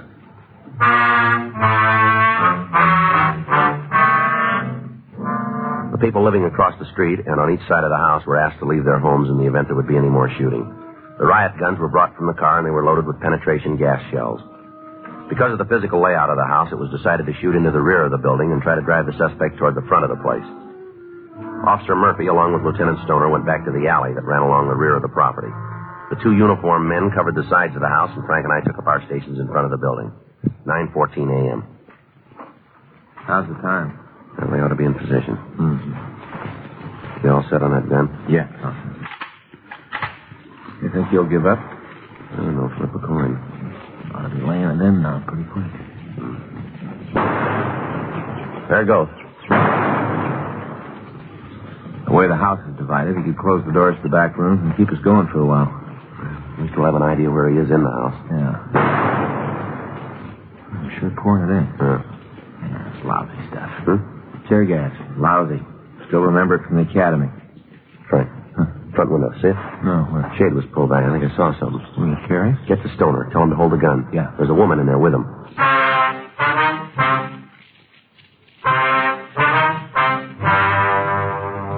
Because of the possibility that there might be another person in the house, all shooting into the building was stopped. An immediate effort was made to identify the other person. The owner of the place, Virgil Bush, was contacted. He told us that he and his wife had left the house at about the same time. She'd taken their son to a neighborhood school, and then he thought that she'd returned to the house. The check was made at the school, and the youngster was found to be present. From all indications, Mrs. Bush was in the house with Carrie and was being held a hostage. 10:56 a.m., we met with Captain Donahoe and Lieutenant Stoner. Any chance you were wrong, Joe? No, I don't think so. Right after the guns went off, I thought I saw the woman at the front window. Looked like she's trying to get out. Mm-hmm. What do you want to do now, Skipper? Not much left. The woman's got to get out of there before we can go in after Carrie. Best way to do that's go in after her. Yeah. What about using triple chasers? Might work. If we go in the back way, we can drive Carrie toward the living room. Yeah, but what if he takes the woman with him? Keep him busy enough, and he won't. Figure she's given him plenty of trouble by this time. It'll be rough for him to drag her along. Then it might work. Who's going in? Frank and I can do it. You can give us a cover. Where are you going to make it? Which room did you hit, Stoner? Back bedroom and the kitchen. That covers both sides of the house, then. Yeah. The gas holding? As far as we can tell, it's still there. Well, it might be better then to go into the bedroom. Drive Carrie into the living room. Hope we can pick up the woman on the way. All right. You got the masks? I'll get him. Want to give me a hand, Frank? Yeah. We'll give you all the cover we can, Joe. Good. We can't shoot into the house, but we'll make Carrie think we are. All right. Once you got the woman, bring her out. All right. If Carrie goes into the living room, don't try to go after him. Let him sit for a while. We'll take care of the rest of it later. Okay. Here you go, Joe. All right. Here are the triple chasers. Six of them ought to do, huh? Yeah. I'll take the sawed off. You should be able to handle him with that. Yeah. I don't have to tell either one of you to take it easy. No. We want that woman, but we want her alive. Anything comes up that gets in the way, pull out. Don't wait to ask questions. Right. All right, get on it. Let's go, Frank. Right. Joe. Yeah. Carrie's rough. He's playing for keeps. You know he'll kill you if he gets a chance. Well, that makes it easy. Hmm? We won't give him one. Frank and I went around to the back of the house and put on the gas masks. He loaded the shotgun and flipped off the safety. I checked the triple chasers. They're about the size of a beer can, and they're built like a hand grenade. 2 seconds after the pin is pulled and the lever is released, the shell explodes into 3 parts. Each of them throws out a large quantity of tear gas. By using them, an officer can completely fill an area with gas almost immediately. A few minutes after we were in position, the covering gun fire started. Oh, that's it. Let's go. Yeah. You going to toss one in the bedroom? Better. Make sure it's clear. Okay. I'll watch it. Go ahead. I'll cover you. Right. All right, come on. All right. That's clean. Yeah, let's get to the next room. It's the bathroom, isn't it? Should be. Well, if you get the door, I'll toss the shell. Right? Wait a minute. You got the pin? Wait a minute. All right, go ahead. Give it a second. Okay. All right, let's go. And it's empty. Yeah. Bedroom next? Uh-huh. Hold it.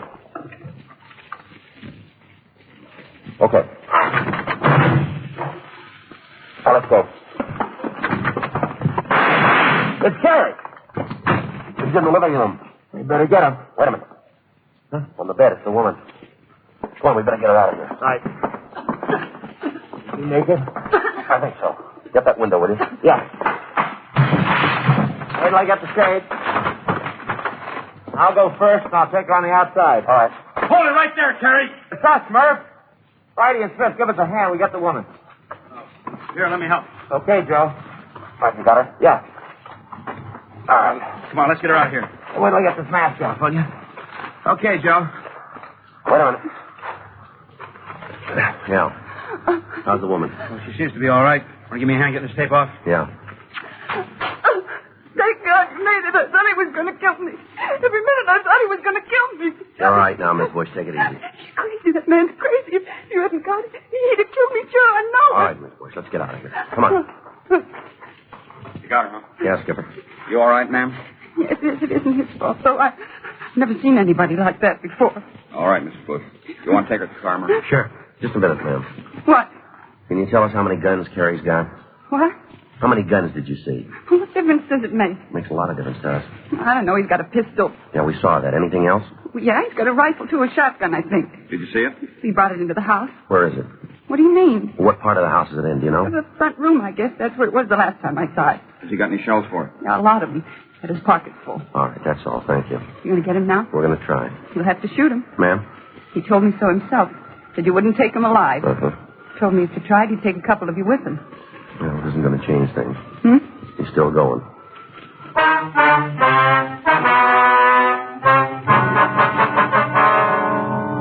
Miss Bush was taken to one of the neighborhood houses, and we got ready to take the suspect into custody. The house was completely surrounded. All of the doors and windows were covered. Each man was instructed to shoot to kill in the event Carrie tried to escape or made any effort to fire into the crowd.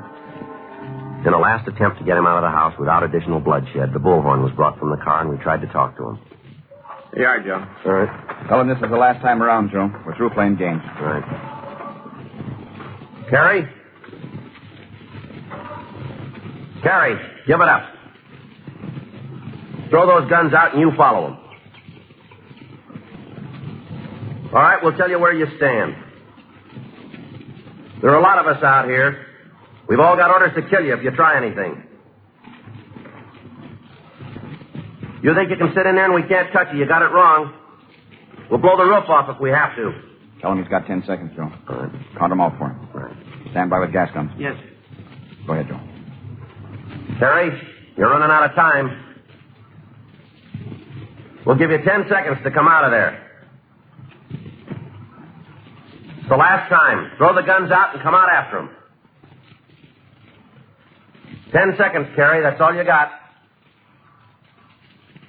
9, 8, 7, 6, 5, 4, 3, 2. That's all you got. Time's up. All right, throw them in. Cover that front porch. Here's a machine gun, Joe. I got it. Must have good lungs. Yeah. Toss some more in. It's got to come out pretty quick. Yeah. There he is. Got that shotgun.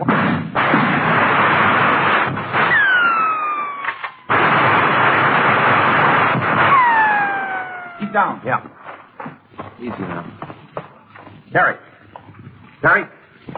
Not moving. Cover me. Yeah. How about it? It's all right. Must have been dead when he hit the floor. Yeah, we were lucky. I don't know. What? We had to kill him.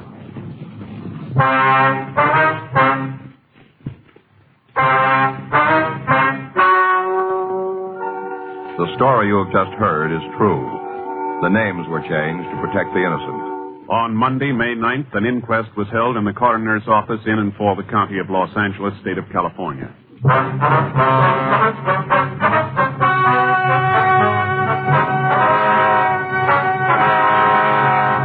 The coroner's jury found that the death of Thomas Herbert Carey was caused by gunshot wounds resulting from an attempt to resist arrest. The officers were absolved from blame. Dragnet. The story of your police force in action is a presentation of the United States Armed Forces Radio Service.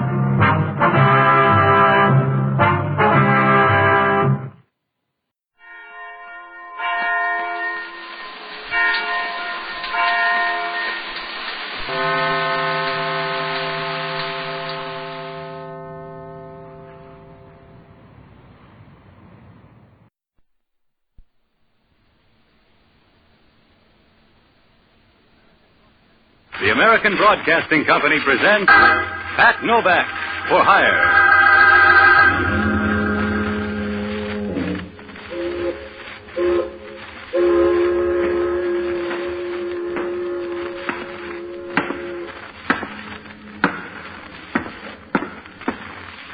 Sure, I'm Pat Novak. For hire.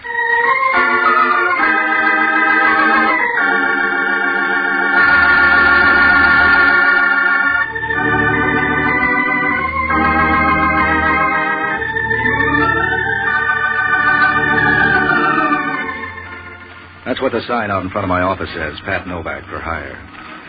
It's about the only way to make a living down on the waterfront in San Francisco. Because if you ever tried to practice the 10 Commandments down here, they'd steal 9 of them and frame you with the other. So I rent boats and do whatever else comes in handy to make a buck change pockets. Sometimes the hustle pays off. Sometimes you get lumps instead. Last week it was neither of these. I hung around my place at Pier 19 day after day and nothing turned up at all. Just when I began to wonder if people had forgotten how to phone, a babe gives me a jingle. She sounds nervous and talks about trouble. Asked me to come up and hold her hand. I ended up at a joint on the marina slant of Webster Street. It was probably important stuff once in the way of gold-plated living. Now it's just a tired wooden boarding house with about 30 people filling up space designed for a dozen. The paint was peeling off the walls. The garden had been on its own so long it was beginning to look like a jungle. When I rang the doorbell, I'd have given even odds a zombie would open it. I was nearly right at that. It was Hellman, a detective from City Homicide with a disposition made up of equal parts of hating people and confusion. Right then, though, he wasn't himself. His fat face was wrapped in smiles. He looked like a cat who'd learned to open the icebox. Sorry, Novak, we don't want any fish today. You're being glad. Somebody must have broken their neck. You're wrong. Again, and as usual. Somebody had some sort of bad luck. As bad as you can get. Dead, huh? You're too late this time, Novak.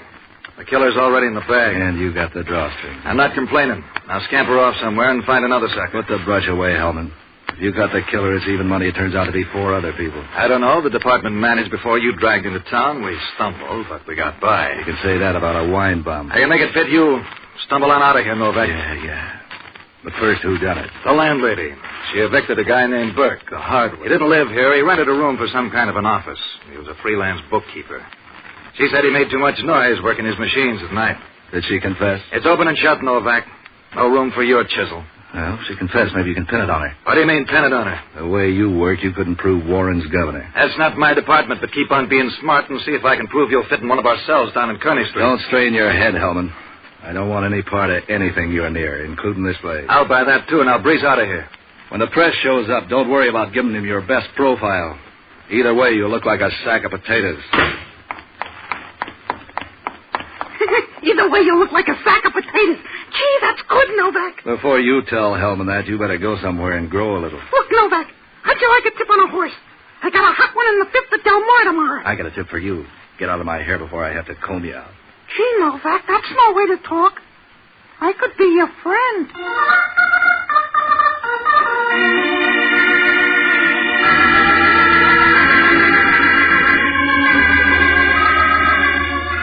The guy was small, even for a midget.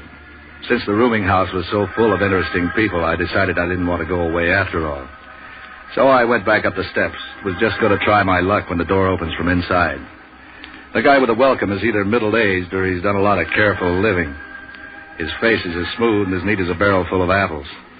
You notice it because he acts like he forgot his face when he went into his act.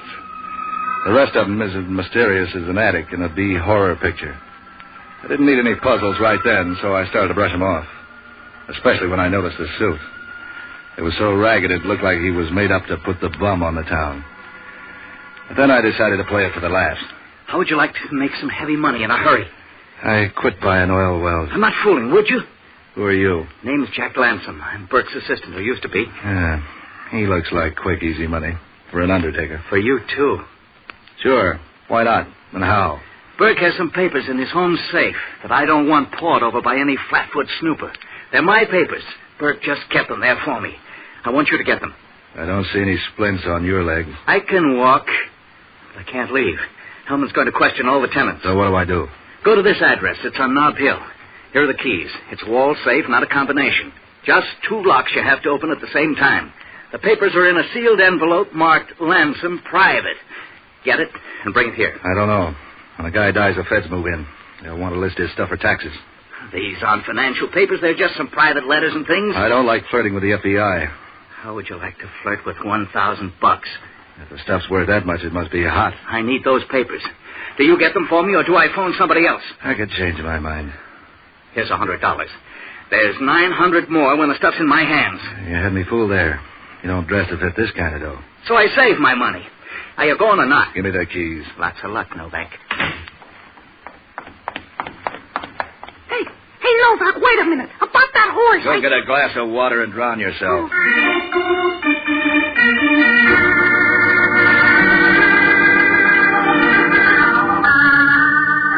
It looked like a cinch. I flagged the cab up to the place on Knott Hill. It turned out to be one of those society page joints, all glass, brick, and snobbish doorman. Getting up to Burke's floor was as easy as walking up 6 flights of back stairs. The hall was empty, and the key fitted. It was all so easy, I began to get nervous. And you would, too, if you walked in on her that way. She was a toy-sized brunette with a perfect kind of face that could mean anything from nice people to quick death. She was smooth and beautiful. As you could say that about a whirlpool. If my breaking in bothered her, you'd never guess it from looking. Oh, hello. Toss your hat on a chair. I've been working the wrong districts. I'm glad you're here. Why, for instance? Girl gets lonely in a place like this. Berkey's out, and I don't know when he'll get back. You forgot something there. Folks call me Blanche. What's your name, friend? Pat Novak. You go with the lease? I'm, in and out. Berkey doesn't like me to tell it, though, but everybody knows it, so, what kind of secret's that? Didn't I surprise you when I walked in like that? Berkey has a lot of friends. They come and go. I'm used to it. For a bookkeeper, Berkey does all right. He's, good at figures, don't you think? If he had my account, I'd be nervous. Don't you know? He just came into a lot of money. I'll bet that's a comfort to his client. Oh, to me, too. Have a cigarette. There's some in the box there on the coffee table. These are cigars. Oh? Oh, yeah, well, I have some in my purse. Never mind. I'll settle for a drink. Okay. What'll it be? What do you got? That's kind of hard to say offhand. Let's look in the kitchen and see.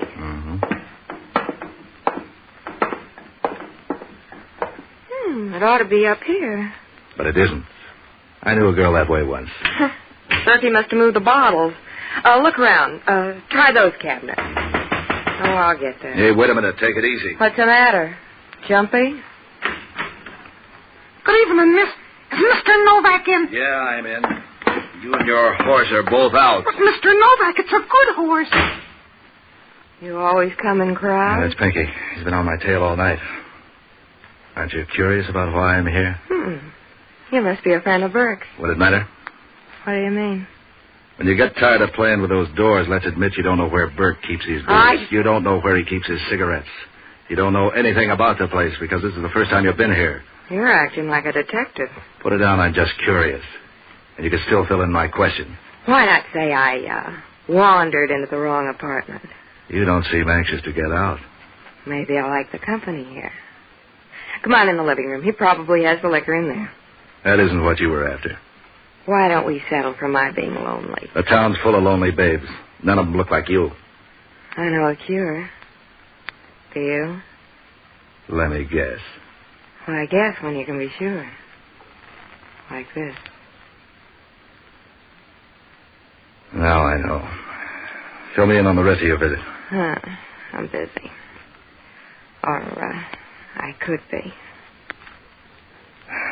All right, let's close the post office. Did you get the papers? I could sulk. Men don't usually treat me that way. They'd live longer if they did. Look, baby, I'm not swinging any bats until I know who's pitching. Do you give with where you fit in, or do I have to bend it out of you? You know, I think I get like you. A dame gets tired of men she can twist around her fingers. Yeah, sure. I'm fascinating. Give. Don't flex your muscles. I'll tell you. Denver Red sent me. You're sure it wasn't Pittsburgh Pete or Chicago Clark? He's real. If you aren't too particular about what you call a man. He owns a nightclub called the Knife and Fork out on Geary Street. Then what? He sent me to get some papers Burke has hidden around the place. A small envelope. Did you find it? Sure. Here it is. You want it?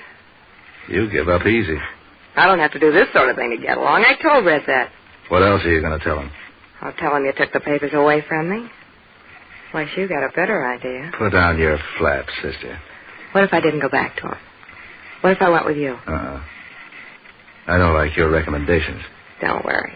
I won't pretend I wouldn't drop you as soon as I found a better man. What do you want? Eternity? I haven't got time for that. All right, sucker.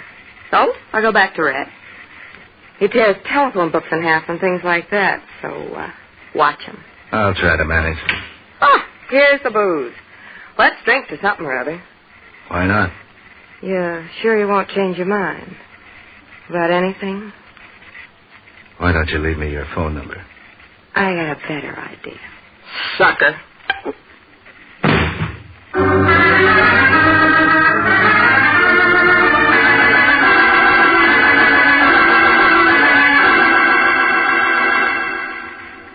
She timed it, but nice.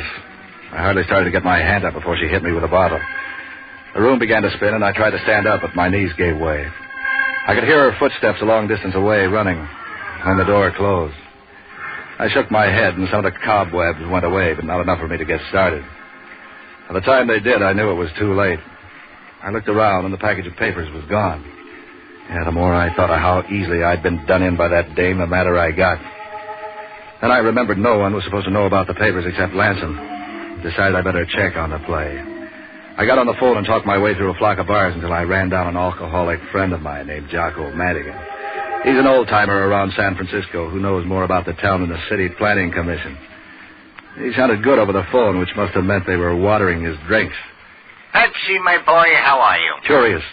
I'm sitting in on a racket that's beginning to develop too many curves. You sound like you're in a Girl Scout camp. You ought to be ashamed of yourself, you nasty, immoral, Put down the horn for a minute.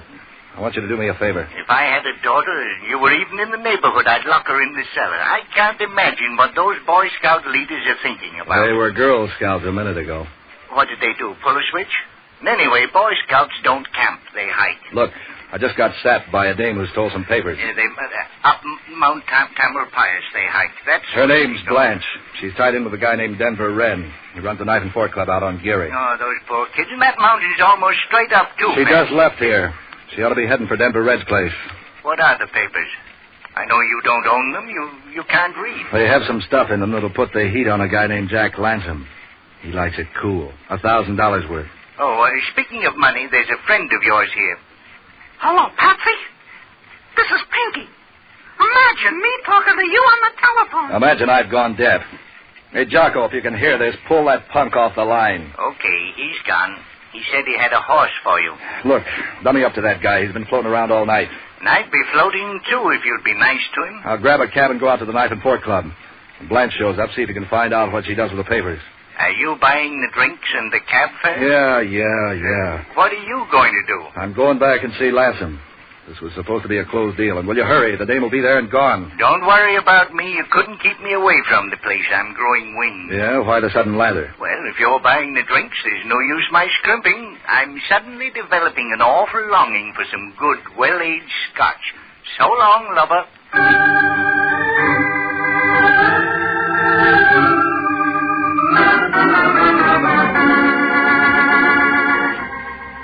I ducked out of the place and started along the street looking for a cab. It was growing foggy, and I couldn't see very well. In fact, I could see so little I didn't notice the car drive up. I could hear the driver all right. All right, Bub, inside the car. You must not like arguments.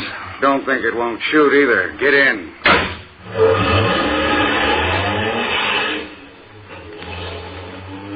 You're Patsy Novak, ain't you? You can say Patsy twice. Don't sulk. I'm doing you a favor. Yeah, thanks for the ride. I'm Reynolds. Gong Reynolds. Ever hear of me? Yeah. You sell pipe dreams. If you know that much, you know that shoveling the snow ain't no job for a preacher. So you're tough. Then what? And you give me Burke's little envelope. What is this, a mass meeting? You pass it over, or do we have to go out in the country and get it twisted out of you? You're wrong twice. I haven't got it. You must think I'm foolish. Someone beat me to it. Who, Murphy? Murphy. Yeah, the bookie. Did he get it? A dame. She said she was working for Denver Red. Out at the Knife and Fork? Yeah, that sounds all right. Hey, what's up? You don't know? I was hired to pick it up. Yeah, sure. Yeah, I believe that. Take it or leave it, but let me out of here. Don't get nervous. Wait till we hit a quiet street. I'm broad-minded. Let me off anywhere. I said a quiet street. Before you go, I'm going to search you. How do I know you ain't lying? I'm beginning to wonder myself.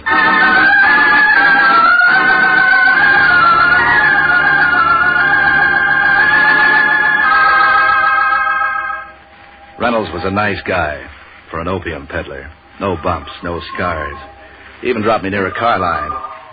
Pretty soon I began to breathe regularly again and headed back to the place on Webster Street. The house was dark except for a light in one of the upstairs windows. Just as I was leaning on the bell, I hear someone coming up the steps behind me.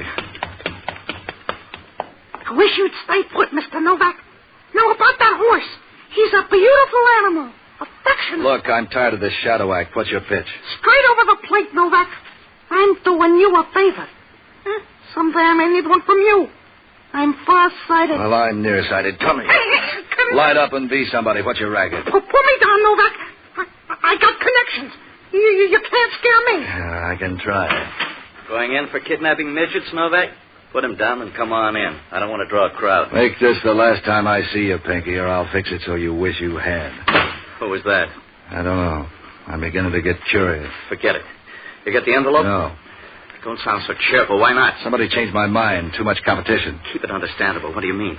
Every tough monkey in town is after those papers, and Denver Red has the inside track. Who else? Tell me about the others. Why didn't you tell me? I didn't know about them. I know how you feel. I didn't know a lot of things either, but I'm beginning to learn. Start talking. Burke used to keep books for a lot of guys around town. That's where he really got his money, covering up the racket profits from the revenue boys. Don't stop there. That's all I know. It's not enough. All right. I don't know, but I can guess. Burke must have photostats of some of the records and use them to blackmail the gangsters. So it's a free-for-all with me in the middle. I didn't know about it. Honest, I didn't. You didn't know, but I get slapped, sapped, and held up. Good for me. You say Denver Red got the papers? And he can have them. I'm bowing out. Your $100 is nothing, don't you see? Get the papers and we'll both be rich. Richer than anyone in town. No dice. You want them, you get them. I'll give you $5,000. How much down? Here's the rest of the $1,000 I promised you. Is that fair? Fair enough. We're going to be rich, you hear? Rich. Yeah. The richest men in the cemetery.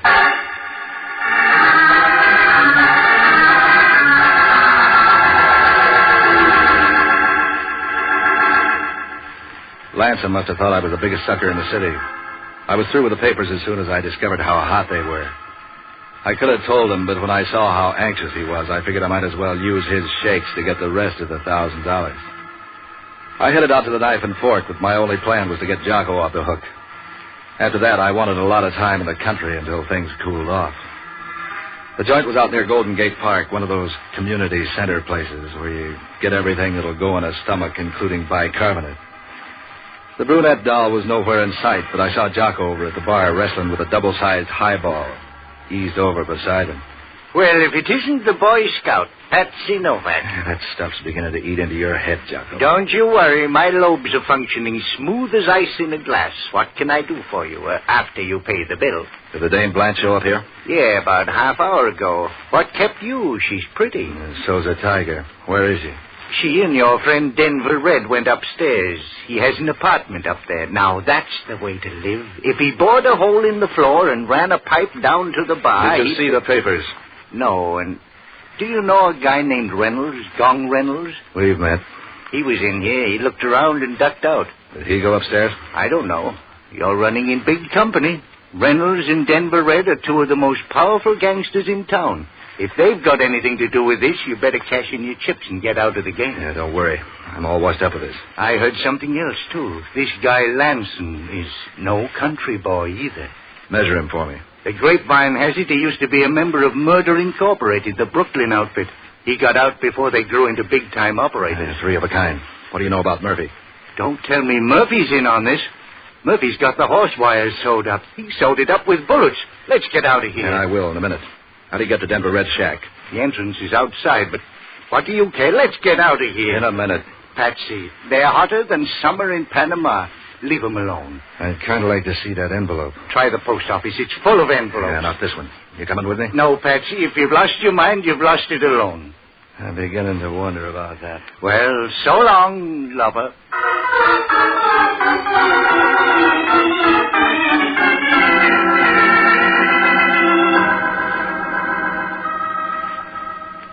I worked out of the place without causing any fuss. Eased into the apartment entrance. The place was quiet. It was so quiet you could hear me breathing as I worked my way up the stairs. There was a carpet in the halls, but even then I was careful. I listened at the door, and there wasn't a sound inside. After a while, I tried the knob. The door opened. With the fog outside, you could barely make out anything in the place. Something told me to back out and forget it. There was something I wanted to know. I held my breath and listened. All I could hear was the jukebox faintly from the cafe below. Then I felt for the light switch. Don't move. You're covered. What are you waiting for, Hellman? A payoff? You, baby. Keep your hands up. Where's the gun? I ate it. I guess it wasn't much good at that. You didn't have any bullets left. You counted them? I counted the bullets in the body. 6 bullets, 1 load. Who got it? Or do I have to guess? Denver Red and his dame. Name's Blanche. Know her? Yeah, I know her. She used to roll stroke oar in my lifeboat. She looks the type. You want to tell me about it, or do we go downtown first? I didn't kill him, Hellman. Who made those holes in them? Termites? If they did, you better keep your hat on. They might get hungry again. You got all the brains, Novak. You better shake them up. You're going to need them. You ought to get a refund on that crystal ball, Hellman. That's not a bad idea. Or maybe I can swap it for a television set. I'd like to see you on those San Quentin broadcasts. You saw me come in, you fathead. You can't pin this one on me. It's pinned, Novak, but good. In fact, it's a hat pin. Try making sense. Try making this knot fit your head. This is my hat. Now all you got to do is get rid of the 5 people who saw you lying it earlier this evening at the boarding house, and you're clear.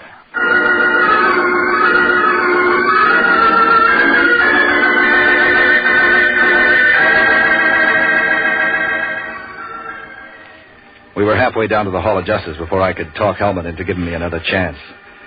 Murphy was really the one who cinched it. I picked him up by phone at one of his bookie joints with Hellman listening in on an extension. Yeah, it was short and sweet. Novak? Yeah, I've heard the name. What's it you knew? This may not be my business, but I got a good reason for wanting to know. Spread it out, Novak. I got work to do. Did you get a phone call tonight about an envelope with some photostatic copies of a bunch of records? What's it to you, Novak? Yeah, you did then. Yeah, some nut, I guess. Didn't give his name. Town's full of them these days. He wouldn't be a nut if Burke had something on you. Hey, what is this? Burke's got nothing on me. I pay my taxes. What is this, Novak? Some new form of shakedown? Yeah, Murphy. But you're not up the tree. Thanks a lot. Hey, it could fit. Do I get a chance to prove it? I can't let you go, Novak. But what if I should bend over for a minute to pick up this pencil and the door open and all? Try it and see, Hellman. Just once.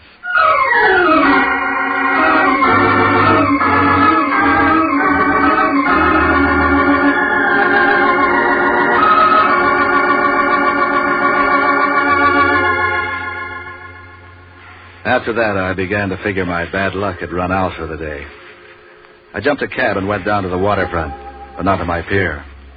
There was a guy at Pier 23 who was a friend of mine. He had a gun and a rowboat, and I borrowed both of them. I pushed off without being too careful, because between the wind and the cross-chop, nobody was going to be hearing anything. Even with everything on my side, it was a long, hard row. When I hit the bottom of the ladder at the end of Pier 19, I had to sit in the boat to let my heart slow down. It was blacker than the inside of Hellman's dress shoes. I took my time edging down the pier. I was just about to slide into my boathouse when I tripped the booby trap. I did a Brody, and somewhere along the line I lost my gun, which put me even up with Lawson. He turned on the lights. Novak, you have to sneak up in your own office? You ought to pay the rent regular. I see the gags. You fix up this welcome? I was all alone and didn't like the idea of being caught from behind. What would you do about a frontal attack? I've got this gun. But since it's only you, I don't have to worry. I wouldn't say that. I think you've got all kinds of worries. Everybody has got something. And you've got Reynolds. Where is he? Take it easy. I just saw him earlier tonight, and he mentioned your name. Let's keep that for the society column. I'll take the envelope. I didn't get it for the simple reason that there isn't any envelope. That fall on the head make it soft? You told me you saw it. Nothing important. Just some regular business letters. Nothing that'd stand up in court. I still don't understand this. You don't make sense. And I don't make dough either. I don't have the envelope. Or do you want to search me? I'm not getting that close to you. You're going off on some tangent that I don't understand. So we'll just sit and wait till you get ready. Or until Reynolds gets here. That's supposed to scare me? Look at it this way. You don't mind if I talk? I can listen. No, you sit there, with your back to the door. That's right. Now, just warm the place up by closing the door. Now, you were saying? Suppose that the envelope was a phony. After I am on my way, you call up all the big-time hoods in town and tip them off. Now tell me why. The boys start pouring out of the woodwork to give me the business. The ones who chase me are the boys on Burke's list. Then you could pick up where he left off. I'm not boring you, am I? Not at all. Go on. Everything was as cozy as an upper berth until Denver Red gets his girl into Burke's place before I make it. You're everything but consistent. Now you'll be trying to tag me with the stiffs down at the Knife and Fork. Thanks for the cue. You knew that if Denver Red spotted the envelope for a phony, the news would be all over town and your racket would be kaput, so you killed him. Nice figuring. You should have been a bookkeeper, too. You even told me to come down here so you could kill me if that planted hat didn't frame for the cops. I hate to disappoint you. So, since you know everything else, you might as well know the caliber of this gun. See? I've looked into things like that before. Everything has to end sometimes, so... Don't touch that phone. I ordered that call, just in case. I said don't touch it. You'll be hearing worse bells than that if you don't let me answer it.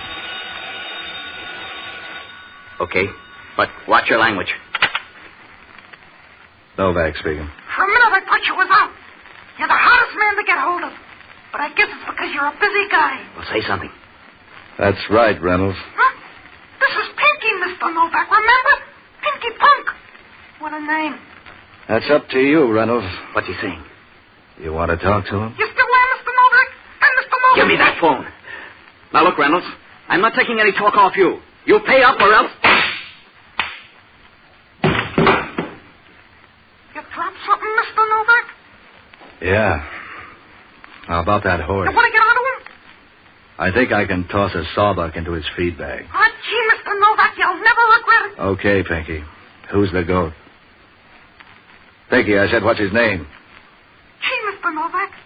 What do you know? I forgot.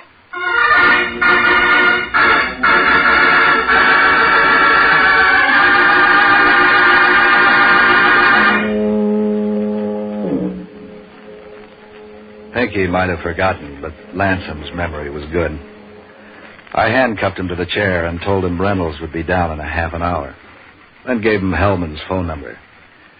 He confessed to everything after sitting alone in my office for a while. I know how he felt. When the feds got the news, they moved in with a fine tooth comb, but they never did turn up anything. Nobody ever did. I'm pretty sure of that. But now and then I get the idea maybe I'm wrong. So I start nosing around for those papers. I never find the things. I usually find Reynolds instead. He's beginning to get gray. Who killed the bookkeeper? That was the landlady. Yeah, Hellman got her a room, too.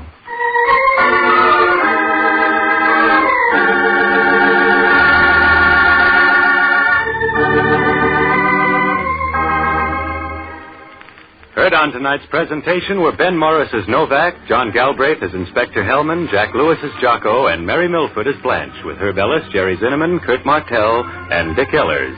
Special music by Otto Clare. Listen again next week at this same time when over most of these stations, the American Broadcasting Company presents Pat Novak for Hire. This is ABC, the American Broadcasting Company.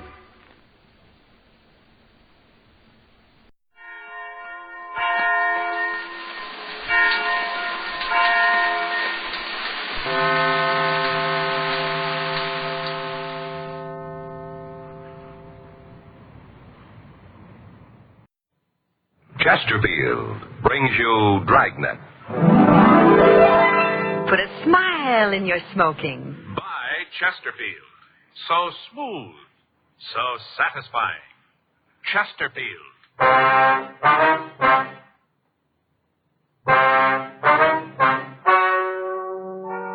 Ladies and gentlemen, the story you are about to hear is true. The names have been changed to protect the innocent.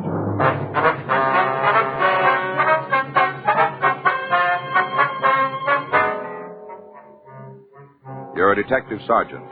You're assigned to burglary detail. An elderly woman reports that a man has stolen $300 from her apartment. She says she saw him. Your job? Check it out.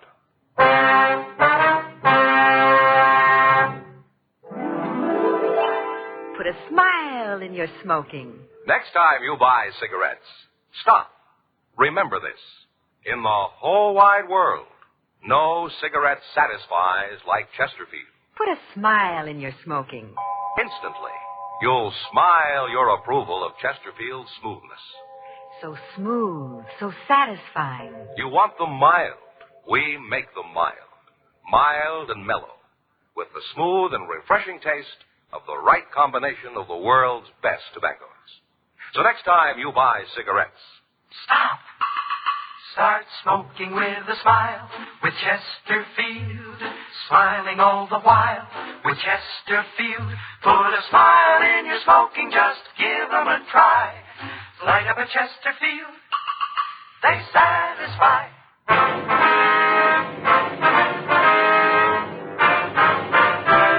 Dragnet, the documented drama of an actual crime.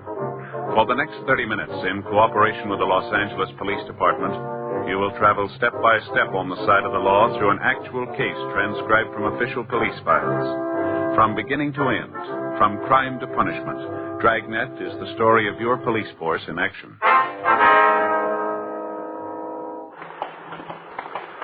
It was Thursday, May 19th. It was sunny in Los Angeles. We were working the day watch out of burglary detail. My partner's Frank Smith. The boss is Captain Bernard. My name's Friday. We're on our way out from the office, and it was 3:47 p.m. when we got to a small apartment house on the corner of Olympic and 6th. The Topeka Arms. What's that lady's name again, Joe? Dunbetter, Martha Dunbetter. Let's see. Yeah, here's her mailbox, number 8. Must be upstairs. Well, how do you figure that? Only 8 mail slots means 8 apartments. Yeah? Stands to reason number 8 will be on the 2nd floor, don't it? Oh, well, I suppose so. Hey, Joe, I wonder who comes from Kansas. What? Well, didn't you notice the plaque out in front? Topeka Arms. Yeah. That's a city in Kansas. Topeka, Kansas. Yeah, sure. Well, somebody must have come from there, the owner or the builder. Why else would they give the place a name like that? I don't know. Well, stands to reason, doesn't it? I guess so. Well, you see, you're not the only one who can do it. Do what? Deduce. Oh. That's what they call it, the way you figured out number 8's the 2nd floor. Deduction. Yeah. I was just giving you an example. When I proved that somebody connected with the building probably lived in Kansas, didn't you? Right down there. 8, just like you said. Deduction never fails, Joe. Who's there? Police officers. Oh, well, just a second. I'm coming. My goodness, you certainly got back. Oh, well, dear me, you aren't the same ones, are you? No, ma'am. This is Frank Smith. My name's Friday. Well, there were 2 other policemen here just a little while ago. Shame you didn't know. Could have saved yourself a trip. That's all right, ma'am. We knew they'd be here. They're patrol car officers. They were in the neighborhood, so they answered your call. Oh, well, All right if we come in? Oh, my, yes. Oh, yes, please do. You're Mrs. Martha Dunbetter, is that right? No, not exactly. Oh? It's Miss Dunbetter. I'm still single. I see. Well, ma'am, would you mind telling us just what happened this afternoon? Oh, no, I don't mind at all. It's still quite clear. All right, would you go ahead? What was that, young man? Would you go ahead about this afternoon? Oh, well, now, let's see. I fixed myself some lunch. And then I rid up the dishes. Must have been about 1 o'clock by the time I finished. All right. Afterwards, I put on my hat and I went down to the library. It's only a couple of blocks from here, the Grover Cleveland branch. I took back my books and checked out 2 fresh ones. All right. What happened next? Well, I come home and there he was. What's that? I come home and there he was. Who? Well, that awful man. Well, just where was he? Here, in my apartment. No, I mean which room? Over there, the bedroom. I see. As soon as I come in, I heard him. At least I heard somebody moving around. First, I thought it was Mrs. Parker, the manager. I know she sneaks into my apartment and noses around. Of course, she says she doesn't, but I know better. Well, I said to myself, I got her red-handed this time. So I marched into the bedroom all ready to give her a piece of my mind. Well, I was never so flabbergasted in my whole life. He was standing in front of the dresser, going through my pocketbook. I see. My black bag and leather. It's the one he was holding. Well, ma'am, how much money was in the bag? Well, I'm not positive. Not to the penny. About $300. In cash? Yes, sir. You see, I've been saving dimes for the past 15 years. You mean this $300 was in dimes? Oh, goodness gracious, no. Oh. What I do is go through my change every night and put all the dimes in my dime bank. Then when it's full, I take it down to a real bank and change the coins into bills. A dime bank holds $25. I see. Well, you'd be surprised how much a person can save that way. It mounts up. Yes, ma'am. Do you know the denominations of the bills? I guess they was mostly tens. Maybe one or two bigger ones. Mm-hmm. Now, what did this man do next, Miss Dunbetter? Well, he found money. My $300. Stuffed it into his pockets. Then he just strolled out of the apartment big as life. I was too dumbfounded to do anything about it. I see. I heard him tramp down the stairs, and then I heard the front door slam. When I was sure he was out of the building, I managed to get my wits together and I dialed Central. Central? The operator. And she put me in touch with the police station. Had you ever seen this man before, Miss Dunbetter? No. I'm sure I never did. Could you tell us what he looked like? Well, he's a tall man. How tall? Big as you, I'd say. Mm-hmm. What color hair, please? Dark. Very dark. Eyes? Dark eyes, too. Dark complected. Like he'd spent a lot of time outdoors. How was he dressed? A shirt and pants and a jacket. Light-colored jacket. I think it was green. Did you notice any scars? Yes. Come to think of it, I did. Across his forehead. Thin little zig-a-zag. Mm-hmm. Well, how old would you say he was? Oh, he's young. 35, maybe 40. You know if anybody else saw him? The other tenants? Well, I haven't talked to him, no. Haven't left the apartment since it happened. You live alone here, do you? Oh, my, no. My sister Bessie stays with me. Well, where's she this afternoon? Well, she went out of town for a few days. Visit her grandson and his family.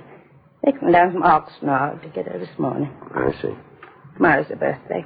She'll be 80. I expect they're going to have quite a celebration. Yes, ma'am. They're all carrying on. You'd think it was such an accomplishment. Well, it is a pretty ripe old age, ma'am. I don't see what's so ripe about it. After all, I'm near 79 myself. Oh, I know I don't look it. Everybody thinks there's at least 10 years between us. And Bessie is failing. Yes, ma'am. Just a couple more questions, Miss Dunleary. Certainly, young man, certainly. What time was it when you got home from the library? 2:45. Maybe a few minutes after. No later than 3, though. I see. How'd this fellow get into the apartment? Was the door locked? Well, I thought it was. I always try to remember to lock it whenever I go out, but sometimes I do forget. Well, I guess I did today. Mm-hmm. You think he'd recognize the burglar if you saw him again? I most assuredly would. Mm-hmm. Nothing the matter with my eyesight. Oh, that's fine. We'd like to take you down to the office with us and show you some pictures. No? Just to see if you can identify him. Well, I couldn't go like this. I'll have to change my dress first. Well, I'm all right for walking around the neighborhood, but not for going downtown. Well, that's up to you, ma'am. I'll say Miss Dunbetter while I think of it. Who came from Kansas? Oh, I'm afraid I don't understand. Well, the name of this apartment, you see, is the Topeka Arms, so I figured somebody connected with it must have come from Kansas. Oh. You don't know who it was, do you? Well, now, let me think.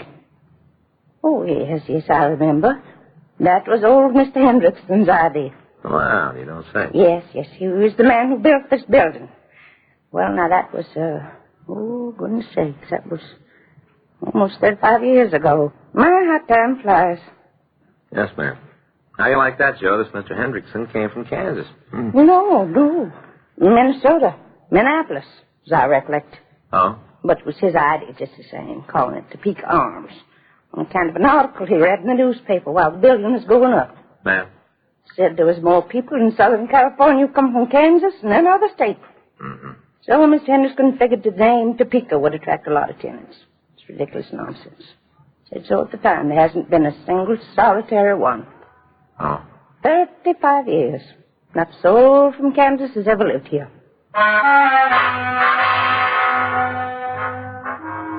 4:05 p.m. Frank and I put in a call at the crime lab. While Miss Dunbetter changed her dress, we checked the other apartments to see if anybody else had seen the burglar. Only one tenant was in. Mrs. J.T. Blade, apartment 6, informed us that she'd been out marketing at the time of the crime and had just returned home.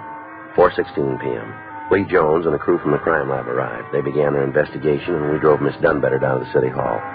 We checked the oddity file and ran the suspect's description and M.O. through the stats office, and they came up with 17 possibles. We pulled mug shots and showed them to Miss Dunbetter. She was unable to make an identification. 6:13 p.m., Lee Jones reported no useful fingerprints or other physical evidence in the apartment. 6:46 p.m., we drove Miss Dunbetter home and we went off duty. The next day, May 20th, 11:17 a.m. I'll get it. Burglary Friday. Who's that? Oh, sure. Yeah. When'd he come in? I see. Oh? Well, I wouldn't know. What's he look like? Mm-hmm. Yeah, we'd like to. Right. Thanks a lot. That was Chubb Starks. Who? You know, Stark, the bartender over at the Yellow Cat. Oh, yeah. What's he want? Guy came into his place last night. He was carrying a pretty big roll. He threw it around, bought drinks for the house. Yeah. Got kind of loaded and did some talking about how easy he'd picked up the dough. Just walked in again this morning. Huh. Sound like anything to you? And Chubb says he's about 6 foot, black hair. Yeah. Scar on his forehead.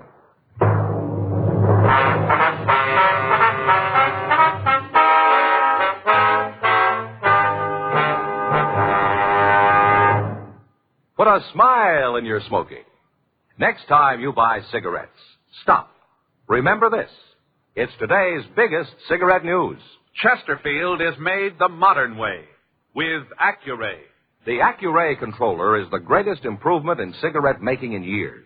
And it's a Chesterfield exclusive. This amazing quality detective electronically checks and controls the making of your Chesterfield, giving a uniformity in smoking quality never possible before. So buy Chesterfield today. For the first time, you get a perfect smoke column from end to end. A perfect smoke column from end to end. From the first puff to the last puff, your Chesterfield smokes smoother. From the first puff to the last puff, your Chesterfield smokes cooler. From the first puff to the last puff, Chesterfield is best for you. Next time you buy cigarettes, stop. Remember, Chesterfield is made the modern way with Accuray. Put a smile in your smoking, just give them a try. Light up a Chesterfield, they satisfy.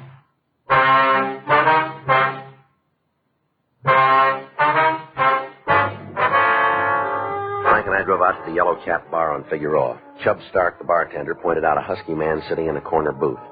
We went over to talk to him. Keep your hands on the table and stand up. Huh? Police officers, on your feet. Okay. All right, you can sit down again. Something eating you guys? What's your name? Why? Come on, what is it? Portlong, Ralph Portlong. Where do you live? Hotel around the corner. How long you been staying there? Since last night.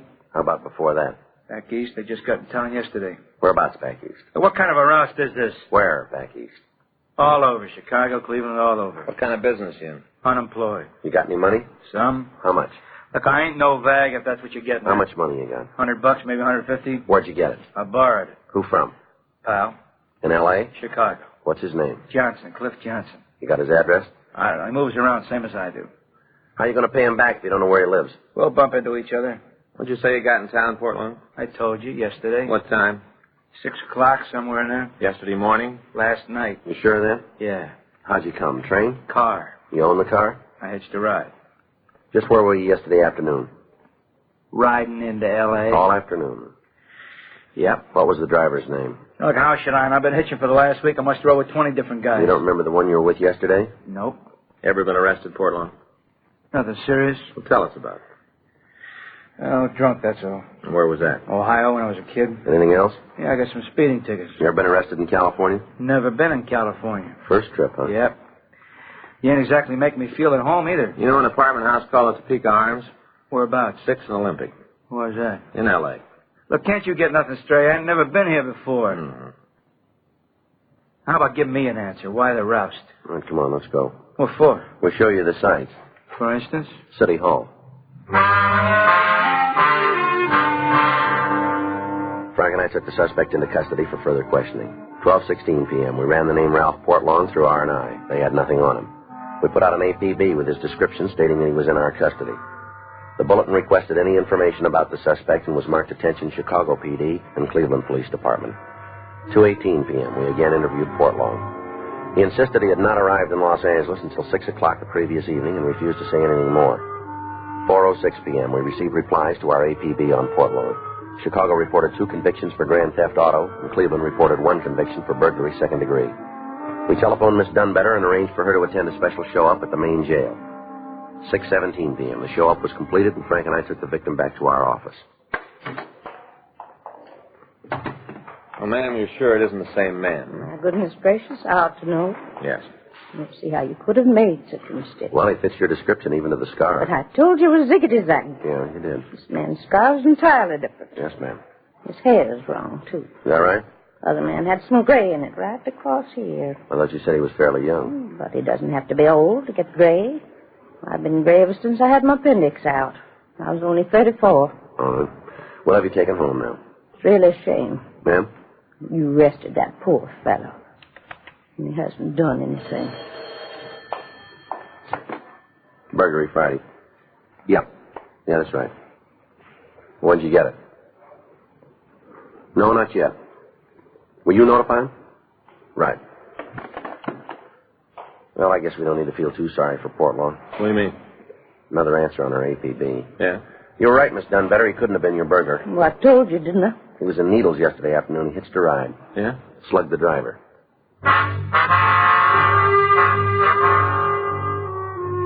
Ralph Portlaw was held pending arrival of authorities from Needles. The investigation of the apartment house burglary continued. 2 more suspects were brought in for questioning. Both men succeeded in establishing alibis for the time of the crime. Monday, May 23rd, 1:48 p.m. Frank and I were on our way back to the office from lunch. How was your pie? All right. Just okay, huh? I said it was all right. Lemon meringue, wasn't it? Yeah. I don't know, Joe. You should have had apple. Mm-hmm. I told you, stick with apple. You can't go wrong. The lemon was good. You didn't finish it. I was full. Yeah. Well, someday you'll learn. Learn what? Apple pie is always safe. You can't louse it up. Even a bad cook can. Well, I get a little tired of it once in a while, that's all. Well, no reason you should. You can switch it around so many different ways. Yeah, I know. Cheese, a la mode, hot sauce. No reason to get tired of apple, Joe. Sure. Hey, Joe. Yeah. Call for you while you're out. Oh? I just want you to call back. Here's the number. Thanks. Sure. Bessie Maxson. Who's that? I don't know.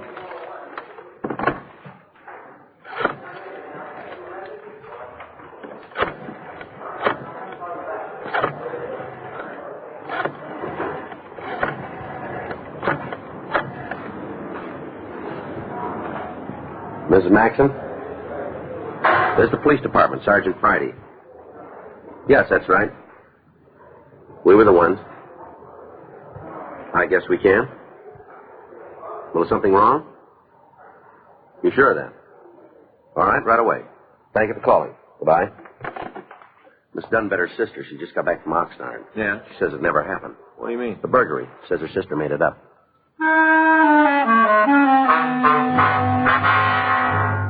Frank and I drove out to the Topeka Arms, and we went up to apartment number 8. It was 2:17 when we got there. Somebody's coming again. Oh. Well, what is it? Ms. Maxson? That's right, that's right.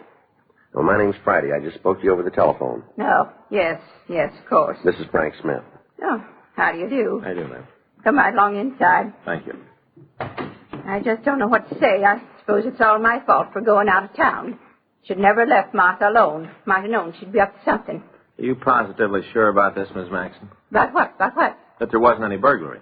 Oh, never in a million years. Well, your sister gave us all the details. Play acting, that's all it was. Play acting. She's done it all her life. Oh, I see. You mean Miss Dunbetter isn't... My sister is as sane as you are, if that's what you're driving at. Well, then why'd she tell us that story, do you know? Haven't got the vaguest notion. She simply won't give me any explanation. Oh, I see. If the story was true, why won't she face me? Why is she hiding? Hiding? The minute I told her I was going to call you, she locked herself in the bathroom. Is that right? Been in there for 2 hours now. She simply refuses to come out. Well, we'd like to talk to her if we can. Yeah, I'll try again. Back to church here may have some influence. You think we're getting a runaround, Joe? Sounds that way, doesn't it? Yeah. Martha? Martha, you come out of there this instant. Martha Dunbetter, do you hear me? The policeman wants to talk to you. Now come out. The police are here. I won't never come out. I never heard of such childishness. You see, I'm not able to do a thing with her. Yes, ma'am. Maybe if you speak to her, she'll come to her senses. All right. Oh, sister carrying on like this. I don't know how I'll ever be able to hold my head up again. It's scandalous. Miss Dunbetter, this is Sergeant Friday. Miss Dunbetter, will you come out so we can talk to you? Miss Dunbetter? Well, it's about time. Whatever were you thinking of, Martha? What got into you? I'm speaking to you, Bessie. Let's go into the other room. Be easier to talk there. Yes, sir. Not speaking to me, huh? Well, two can play at that game. And I assure you, I won't be the one who suffers. All right, ladies, would you like to sit down? Now, Miss Dunbetter, can we clear this thing up now? Your sister says there wasn't any burglary. Just how would she know she wasn't here, was she? I know because I know you. Yeah. And I know you never had $300 to your name. I did, too. Where'd you get it? Where'd you get it? None of your business. All right, now, how about it, Miss Dunbetter? Did you have $300? Well? Never said it was exactly $300. Not to the penny. $3 would be more like it. There happens to be a few things you don't know about, including my savings. A likely story. You never saved a penny in your life. What about my dime I bag? shook it the other day. I'll thank you to keep your hands off my property. Savings, indeed. If I didn't pay most of the expenses around here, you'd starve to death. I managed quite well before you moved in on me, Bessie, and I was perfectly happy living alone. Matter of fact, I preferred that arrangement. But maybe you'd like to try it again. Maybe I would. I'm sure it'd be money ahead. Huh. Don't you hawk me, Bessie Maxim. You ought to see the way she eats. Gobble, gobble, gobble. She shovels it down. Stuff and nonsense. I don't have any more appetite than a bird. Bird, don't nip the cooking, Sherry. Martha Dunbetter. How can you say such a thing? Because I know it's true. I'm off the bottle.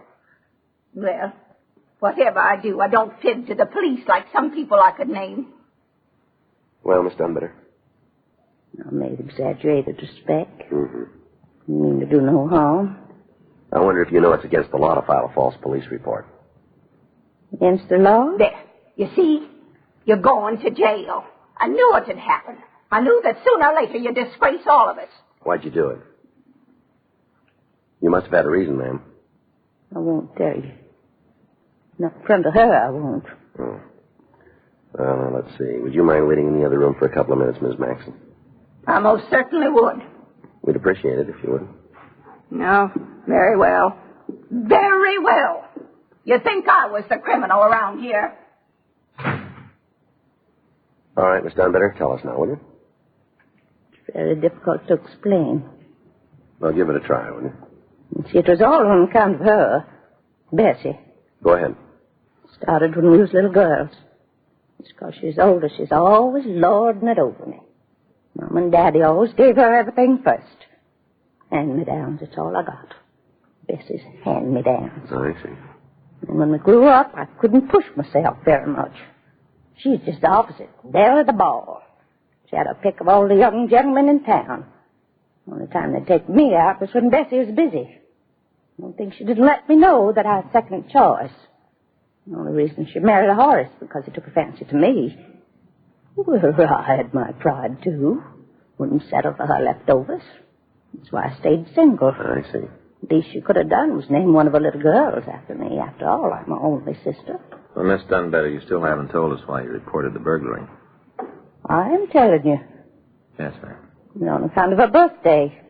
Well, that was the last straw. She hasn't talked about anything else for months and months. It's because she's 80 years old, you'd think she's the Queen of Romania. A picture in the paper, people making a fuss about her. Well, I made up my mind that for once in my life someone was going to make a fuss about me. I see. To tell you the truth, I'm not a bit sorry I did it. I mean, yes, I should be sorry. But I'm not. I really enjoyed myself. And all those questions you asked me, like I was somebody. My name was in the papers, too. First time it ever happened. It's strange when you come to think about it, to live 79 years without ever seeing your name in print. Oh, but that wasn't the best part.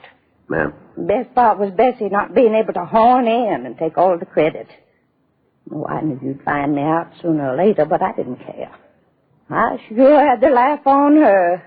All the time she's in Oxnard being partied, I was having a little party of my own. Yeah. Well, you know, you didn't need to put us through all this, Miss Dunbetter. You're almost 80 yourself. over a year away. When you're my age, you can't be sure of anything. Yes, ma'am. Besides, even when I'm 80, Bessie will still be ahead. How's that? She'll be going on 90.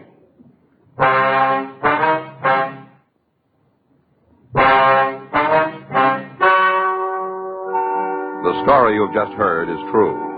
The names have been changed to protect the innocent. On May 26th, the hearing was held in the office of Perry Thomas, city attorney. In a moment, the results of that hearing. Now, here's our star, Jack Webb. Thank you, George Fenneman. Put a smile in your smoking. Buy Chesterfield. It's the best cigarette ever made for my money. Smooth, satisfying, mild, and mellow. Believe me, in the whole wide world, no cigarette satisfies like Chesterfield.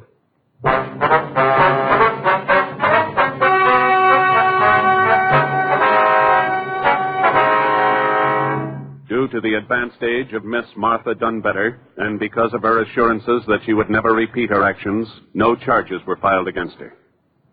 Better schools build better communities. Join and work with your fellow citizens who are actively seeking to improve educational conditions.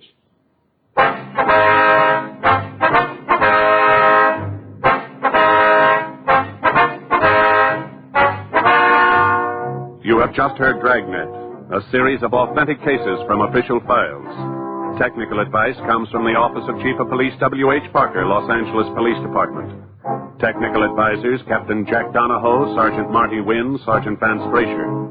Heard tonight were Ben Alexander, Virginia Gregg, Jack Crucian, Helen Cleve. Script by Frank Burt. Music by Walter Schumann. Hal Gibney speaking. Watch an entirely different Dragnet case history each week on your local NBC television station. Please check your newspapers for the day and time. Chesterfield has brought you Dragnet, transcribed from Los Angeles. This is it, L&M Filters. It stands out from all the rest. Miracle tip, much more flavor. L&M's got everything. It's the best. Yes, L&M's got everything.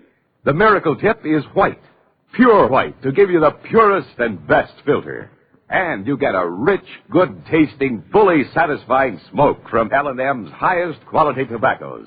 Buy L&M, America's best filter tip cigarette. It's sweeping the country. One man stands between death and 10 people on TV's new dramatic program, Mr. Citizen. See Edward Binns, star in the true story, Terror on Jackrabbit Hill. Check your local TV listings for Mr. Citizen. Hear Dragnet next week, same time, same station.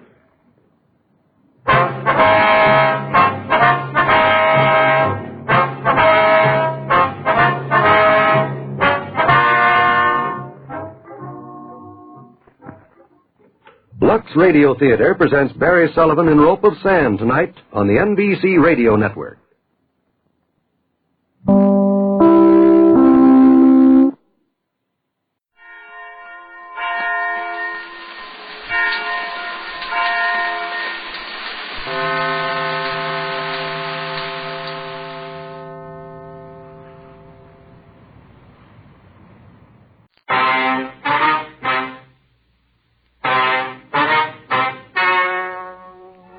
Ladies and gentlemen, the story you are about to hear is true. The names have been changed to protect the innocent.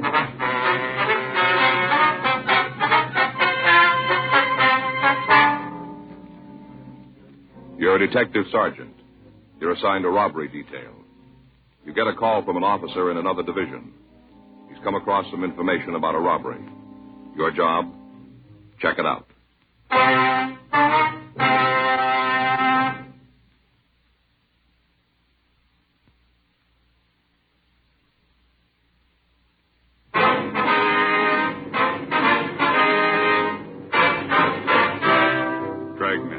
The documented drama of an actual crime. For the next 30 minutes, in cooperation with the Los Angeles Police Department, you will travel step by step on the side of the law through an actual case transcribed from official police files. From beginning to end, from crime to punishment, Dragnet is the story of your police force in action. It was Wednesday, May 18th. It was hot in Los Angeles. We were working the day watch out of robbery detail. My partner's Frank Smith. The boss is Chief Detective Thad Brown. My name's Friday. We were on our way down from the office. It was 10:47 a.m. when we got to the R&I counter. Coke machine.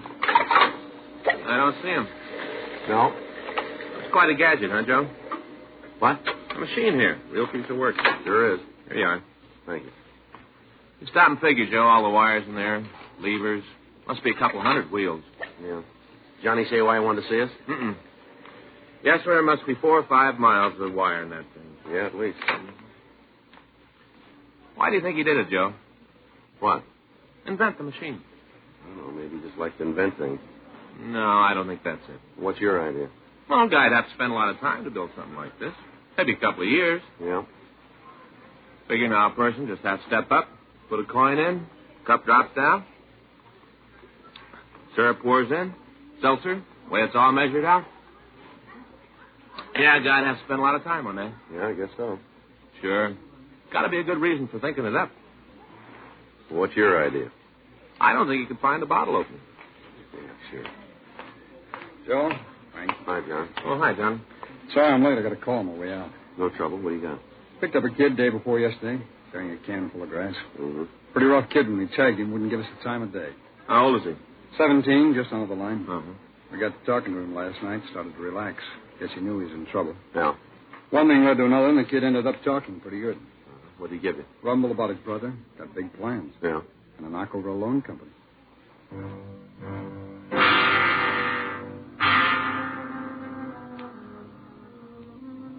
Captain Powers, Frank, and I left the city hall, drove over to Georgia Street Juvenile. We had the suspect brought to one of the interview rooms. All right, sit down, Homer. Homer, this is Sergeant Friday and Officer Smith. They want to talk to you. Joe, Frank, it's Homer Rankin. Oh, yeah. Hi, son. What do you want? Well, I told them what you said about your brother, Homer. They'd like to go over it with you. That's a lousy deal. What do you mean by that, son? Stinks, that's what I mean. What I told you wasn't supposed to be broadcast. I'm just trying to help you out, kid. Yeah, where's your shovel? Word leaks I turn fake and the services will be real nice. You're all invited. Look, boy, you're not going to help yourself acting like this, and you're not going to do your brother any good either. You tell me all about it, huh? What are you trying to build, Homer? What do you want? Leave me alone. We can't do that, you know it. Try. Look, Homer, you're in trouble. Why make it any worse, huh? You got me for possession, that's all. You ain't going to make any more out of it. All right, let's go. Come on, kid. Where to now? The basement for the rubber hose, huh? Going back to your cell. Good. I didn't sleep good last night. Maybe I can get some sack time. You better do it while you can. What's that supposed to mean? By the time the court gets through with you, you're not going to feel like sleeping, I'm afraid. What do you do? Hmm? Where you work? What's your job around? Robbery. Big guys, huh? No. Yeah, I heard about you fellas. Big-time operators. Guess I should feel pretty good you come to see me. How do you figure that? Well, you don't waste your time on small-time stuff. Well, you better take another look. Huh? We did this morning.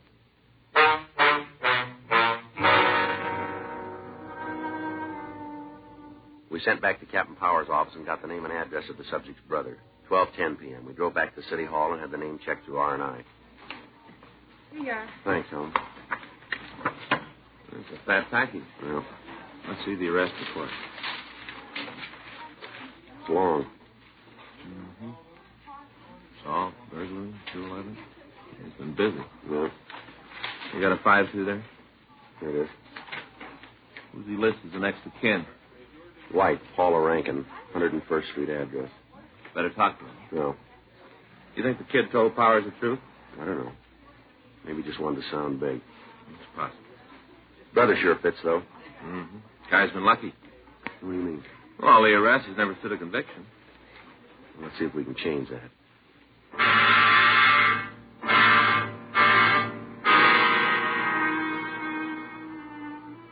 We got a copy of the suspect's mug shot, and we went out to see his wife. She lived in one of the new housing projects on the south side of the city. Yeah, Ms. Rankin? that's right. Police officers, we'd like to talk to you. Well, I don't know anything about the marijuana. Kid got it someplace. It's his problem. I got enough of my own. We'd like to talk to you about your husband. Tim, That's right. come on in. Thank you. Want to sit down? Thanks. This is my partner, Frank Smith. My name's Friday. Yeah. Now, what's the beef about Tim? Is he here? No. You know where he is? No, I don't. When did you see him last? A couple of days ago. You out of town? I don't know. Couldn't care any less. Do you have any idea where we can get in touch with him? Listen, mister, if I knew you'd have it, I got nothing to save him from. As far as I'm concerned, he can boil. Is that so? Yeah. Since the day I met him, I've been carrying the economy side of trouble. Week goes by and he ain't pinched. It's a cause to get arrested for shooting off skyrockets. Always something. I'm tired of it. And I'm through with him. Never see him again. I ain't going to cry about it. You got any other relatives in town? Just the J.D. Ma'am? The kid, Homer. It's the only one. Boy lives here, is that right? He's got a bed. Don't use it much, like his brother. All the time out trying to get himself hung up. Never seen such a trouble family. Mm-hmm. Any place your husband might go? I told you before, if there is, I don't know about it. Does he have a job? Tim? Yes, ma'am. Honey, if you got paid for goofing, Tim could retire. Only thing wrong is he ain't got nothing to retire from. He doesn't have a job. That's the general idea, yeah. Where's he spend his time? Ain't around here. Well, where, do you know? I don't know. Guess it'd be the hot dog stand. A couple of times when I needed some money, I caught up with him there. Where is the place? Down on 114th, a couple of blocks over. You can't miss it. One of those all-night places. Your husband have any close friends? And what do you mean, close? Well, people he spend time with. Yeah, a couple of guys fit that. You know their names? No. You ever seen them? Yeah. One of them was here once. I saw him. Can you give us a name? No, I don't remember. Me and Tim had a beef about it. I came home and found him and this bum crocked on beer. Had a beef about it and ended up with both of them leaving. Can you describe the man for us? He's a man. Got a head, 2 arms, 2 legs. That's all you can tell us? Yeah. All right. Thanks for the time. Don't worry about it. It's free. Mm-hmm. I'm going to leave you a card. If you hear from your husband, we'd appreciate a call. Sure. Well, don't hold your breath. It isn't likely he'll come back this time. All right. Can you tell me what it's about? It's a police matter. It'd be better if we talked to him personally. Can I get you anything? Drink, maybe? No, thanks. No, thanks. Too bad. Sometime when you're in the neighborhood, you know, not working, stop in. I'll pour you a drink. Yeah, sure. No, I mean it. Girl gets lonely just sitting by herself. The company'd be nice. Mm-hmm. You're not married, are you? No, ma'am. That's nice. You drop by now. Anytime. You bet. Thanks again. Goodbye, Miss Regan. Bye. Hey, Joe. Just do me a favor, will you? Well, sure, old buddy. What is it? Be quiet.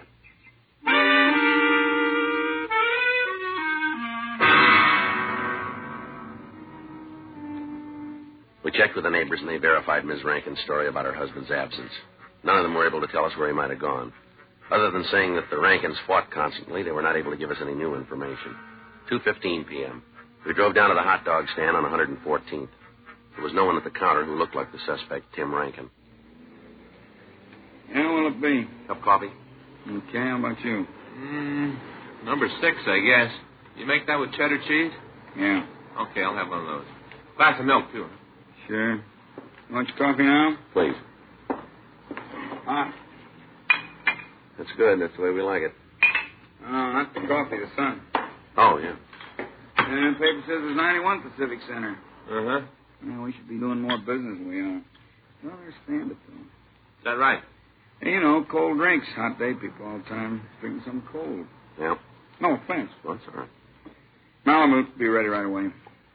Huh? That's what the number 6 is, Malamute. Oh. You seen Tim Rankin around this morning? Yeah, he was in about 10. You guys friends of his? We'd like to talk to him. He came in and had a cup of coffee with Shelley. 2 of them left, I guess, about 10:30. Who was he with, you know? Shelley, you know, Shelley Mitchell. Oh, yeah. Big buddies all the time together. You know where they went? No, I don't know. Maybe it was Shelley's. You live around here? Yeah, he's got a pad a couple of blocks over. Hey, your dog will be ready.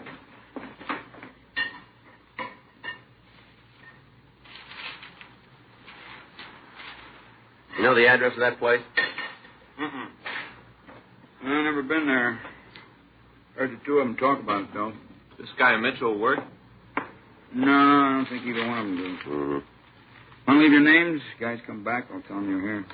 Well, it'd be better if you didn't say anything about it. Why not? We're police officers. Both of you? That's right. Sure never guessed it. Mm-hmm. Cops. I never would have known. You look just like anybody else. Mm-hmm. What are you after Tim and Shelley for? I bet it's a loan company job, huh? Huh? Is that it? What do you know about it? Oh, look, mister, I didn't have any part in the action. I just heard them talking. That's all? Yeah, gospel. I didn't even think they were serious. If I'd known they meant it, I'd have called the cops myself. I don't want to get mixed up in nothing like that. Not me. I ain't about to put my neck out. What'd they say about the job? Oh, just they're going to pull it. All the time I thought they were kidding, talking big. I sure never figured they'd really do it. What's the name of the company? Huh? That place they talked about, what's the name of it? Timely Loan Company over on Western. They say when they were going to make it? I talked about Monday afternoon. I guess they decided not to wait, though, huh? Yeah. Either one of them drive a car, do you know? Yeah, Shelley does. I don't think it's his, though. You ever seen it? Yeah, a couple times he's had it there. What kind of a car is it? Pontiac, 4-door. Happen to know the license number? No, sorry, fellas, never paid much attention to it. Either one of them say when they'd be back? No, it could be any time. They come and go. You know if this Mitchell's ever been arrested? I can't give you an answer. Never heard him talk about it. Mm-hmm. Oh, when they hit the place? What? When they robbed a loan company. I never read nothing about it. Papers haven't got it yet. Anybody hurt? Why do you ask that? Oh, figures, that's all. Yeah? Sure, I know one thing for sure. I wouldn't want to get in Shelley's way. The leg don't slow him down a bit. What do you mean? He's got a wooden leg, you know. Here, the right one. Told me once he got wounded in the war. Is that right? He still walks with a little limp, like this. Mm-hmm. I saw him tangle with a guy once, happened in the alley out and back. Yeah? He almost knocked the fella's head right off his shoulders. Real punch. Is that right? Yeah, that's why I asked if anybody had been hurt. Shelley being like he is. Yeah. Of course, I guess he wouldn't hit anybody. Be no need for it. What do you mean? Well, he just wouldn't have to, that's all. Yeah. Both of them got guns.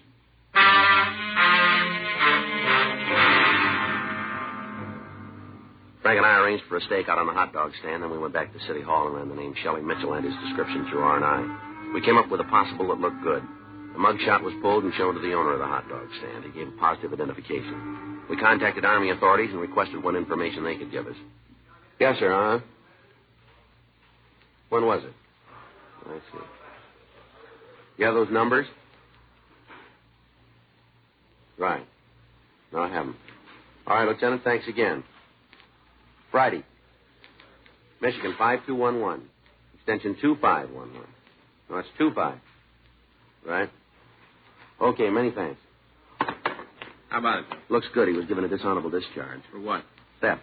Spent a couple of months in the stockade, and then the Army kicked him out. Yeah. They'd like to talk to him again, though. Well, how come?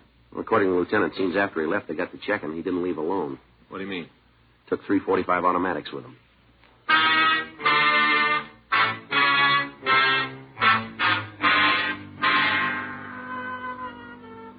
An immediate check was made at the last place listed in Mitchell's package, but he'd moved and left no forwarding address.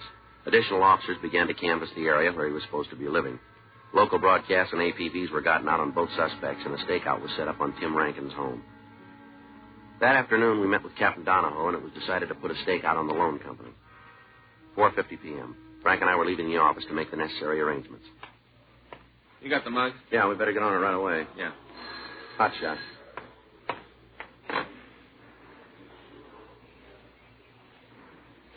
We missed it. Huh? Timely Loan Company. Yeah? It was just held up.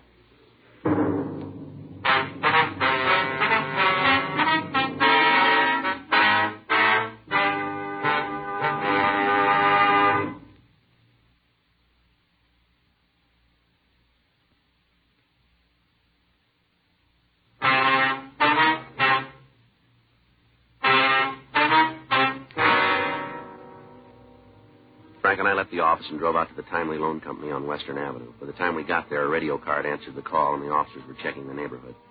A broadcast had already been gotten out carrying their description. Frank and I talked with the manager, a Mr. Richard Conover. Is there anything we can do for you, sir? No.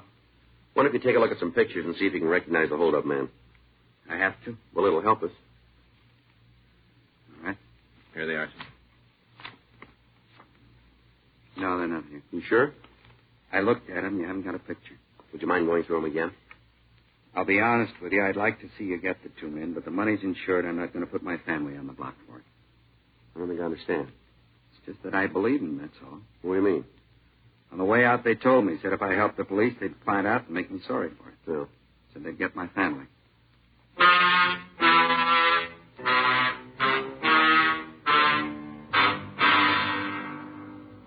We went over the description Conover had given the uniformed men. It Could have fit almost anyone. The crime lab came out and went over the offices of the loan company. They found nothing that would aid us. The people in the immediate vicinity were interviewed. None of them were able to give us a good description of the suspects. The victim, Richard Conover, was taken to the city hall where Frank and I talked to him for over an hour. 8:14 p.m. Mr. Conover, we need your help. If we don't have it, our job's going to be 5 times as hard. I've told you I'm not going to put my family in jeopardy. Well, now, look, we'll put a policeman in your house. He'll be there 24 hours a day until we come up with the thieves. There'll be an officer with your children. Nobody's going to get near him. That's ridiculous. What do you mean? I'm not going to subject them to that kind of supervision. Well, then maybe you better take another look, Mr. Conover. There are 2 men in this city who've held you up. They've made threats on your life. Now, we don't blame you for being concerned, but this isn't going to help. Unless you go along with us, our hands are tied. There isn't anything we can do. And you've got no reason to believe that these men aren't going to try to get at you, even if you don't talk. You're the only one who can identify them. Pretty soon they're going to think about that, and then we won't be able to stop them. And you and your family are in trouble now, whether you talk to us or not. All right, I'll tell you.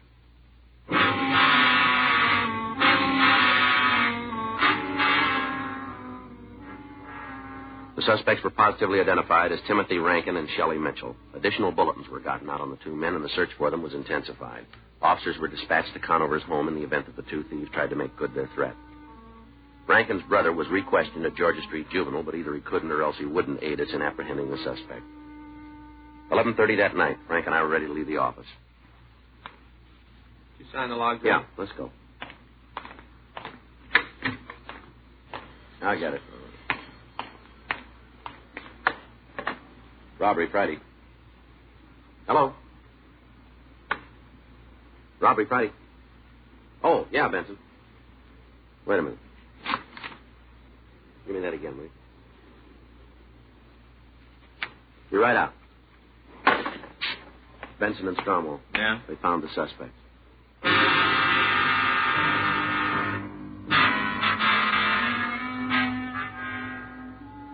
In canvassing the area around the hot dog stand, officers Benson, Stromwell, and Herman had checked a hotel. When the clerk was shown pictures of the suspects, he said the 2 men who looked like the pictures were staying in the place. However, when the rooms were checked at the suggestion of the manager, Rankin and Mitchell were not there. They staked out the room and we were called. When Frank and I arrived, we took up our positions in the room while the other officers covered the entrances to the hotel. 4:15 a.m. We waited. What time you got? Wait a minute. Not hard to see without a light. 4:30. Well, Hats did a good job. Yeah, like finding a needle. Mm-hmm. You heard how Herman's coming with the books? I was talking to him the other day. Said he doesn't think he's ever going to make a lawyer. I guess it's rough for the hours he's got. Yeah, it works out, though. What do you mean? He told me that when he and Stromwell got a stakeout together, they'd ask each other questions. You know, try to study that way. Yeah, that's a hard way to do it. Yeah. Right. Yeah.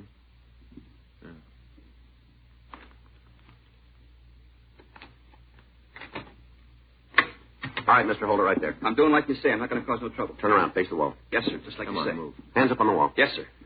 I'm doing it just like you said. I'm not rough. Got it. Here you are, Joe. Where'd you get this gun, Rankin?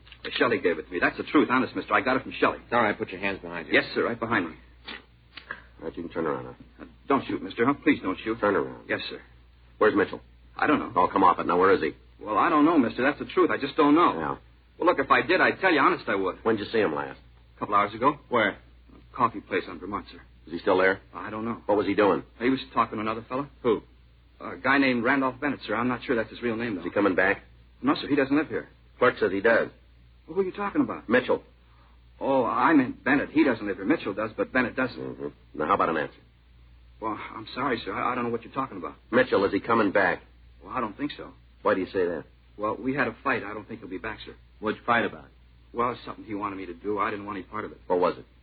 Well, he said if I didn't go along with him and Bennett, they'd kill me, and I didn't like the deal. What deal? Well, him and Bennett, they got a caper planned. I was supposed to go with them, but I didn't want to, sir. Honest, that's the truth. I really didn't want to. Yeah. You see, I was supposed to steal a car for him to use, and the more I thought about it, I didn't want to get in any more trouble than I am now. The 2 of you hit the loan company this afternoon? Yeah, that's right, sir. This fella Bennett, he was with you? No, sir. We met him tonight. Him and Shelley planned this other deal. They wanted me to go with them, but I didn't want to. Honest, that's the God's truth, sir. I didn't want to. That's why we had this fight. Well, what's the deal? Well, they figured to start out about 9 in the morning. Shelley's got it all figured. They say they can hit about 8 places, and the 2 of them are going to leave town. What are you talking about? Well, this deal, they're going to rob some loan companies. What about this fella Bennett? You know him? No, sir. He's a friend of Shelley's. They've known each other, though, for a long time. Where's he from? Well, back east someplace. I'm not sure where. I just know the cops are after him. Though. Why? Well, he broke out of jail while he was waiting to be tried. What was the charge? Kidnapping and murder.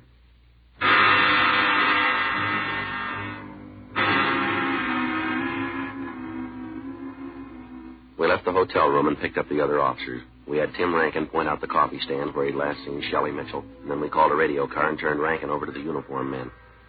While Benson, Stromwell, and Herman covered the rear entrance of the place, Frank and I went in the front door. There they are, Joe. Halfway down. Yeah. Let's go. Oh, I should have known the guys always caught bait when it comes to doing something back down. A lot of fun kids around here. We don't have to Yeah? You guys got a license to listen? Shelley Mitchell? Come! Why not? Why not? Come on!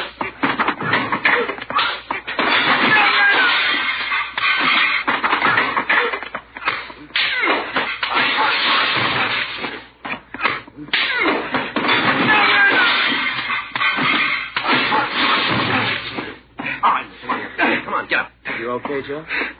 Yeah. What about Bennett? He's all right. Lousy cops. Lousy, rotten cops. Turn around. Give me your cops, will you, Joe? Here. Come on, turn around. I'll take care of Bennett. All right, Mitchell, turn around. Oh, the stink of demons. All right, come on, move. How'd you get to me? Don't you worry about that. Rottenest, lousiest deal I ever heard of. Where'd you get this gun? I bought it. From the government, huh? Well, that's none of your business. All right, we'll go your way. Lousy 12 hours. 12 more hours, you'd have missed us. This afternoon, we'd have been on the way. You'd have never found us. Yeah, you really believe that, don't you? Oh, sure. We'd have gotten a start, you'd have been dead. Looking all around, never found us. Yeah, just like now.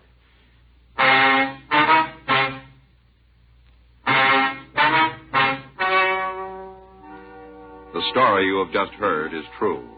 The names were changed to protect the innocent. On September 16th, trial was held in Department 92, Superior Court of the State of California, in and for the County of Los Angeles. In a moment, the results of that trial.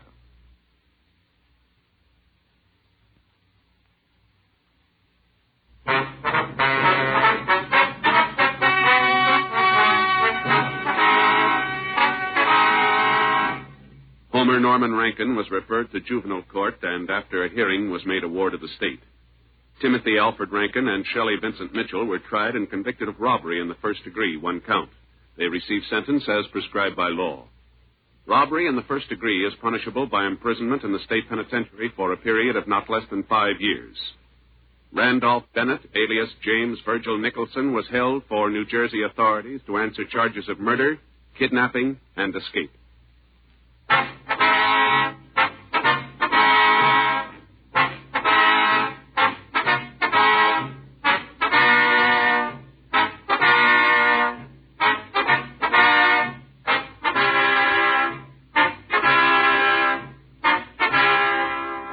You have just heard Dragnet, a series of authentic cases from official files.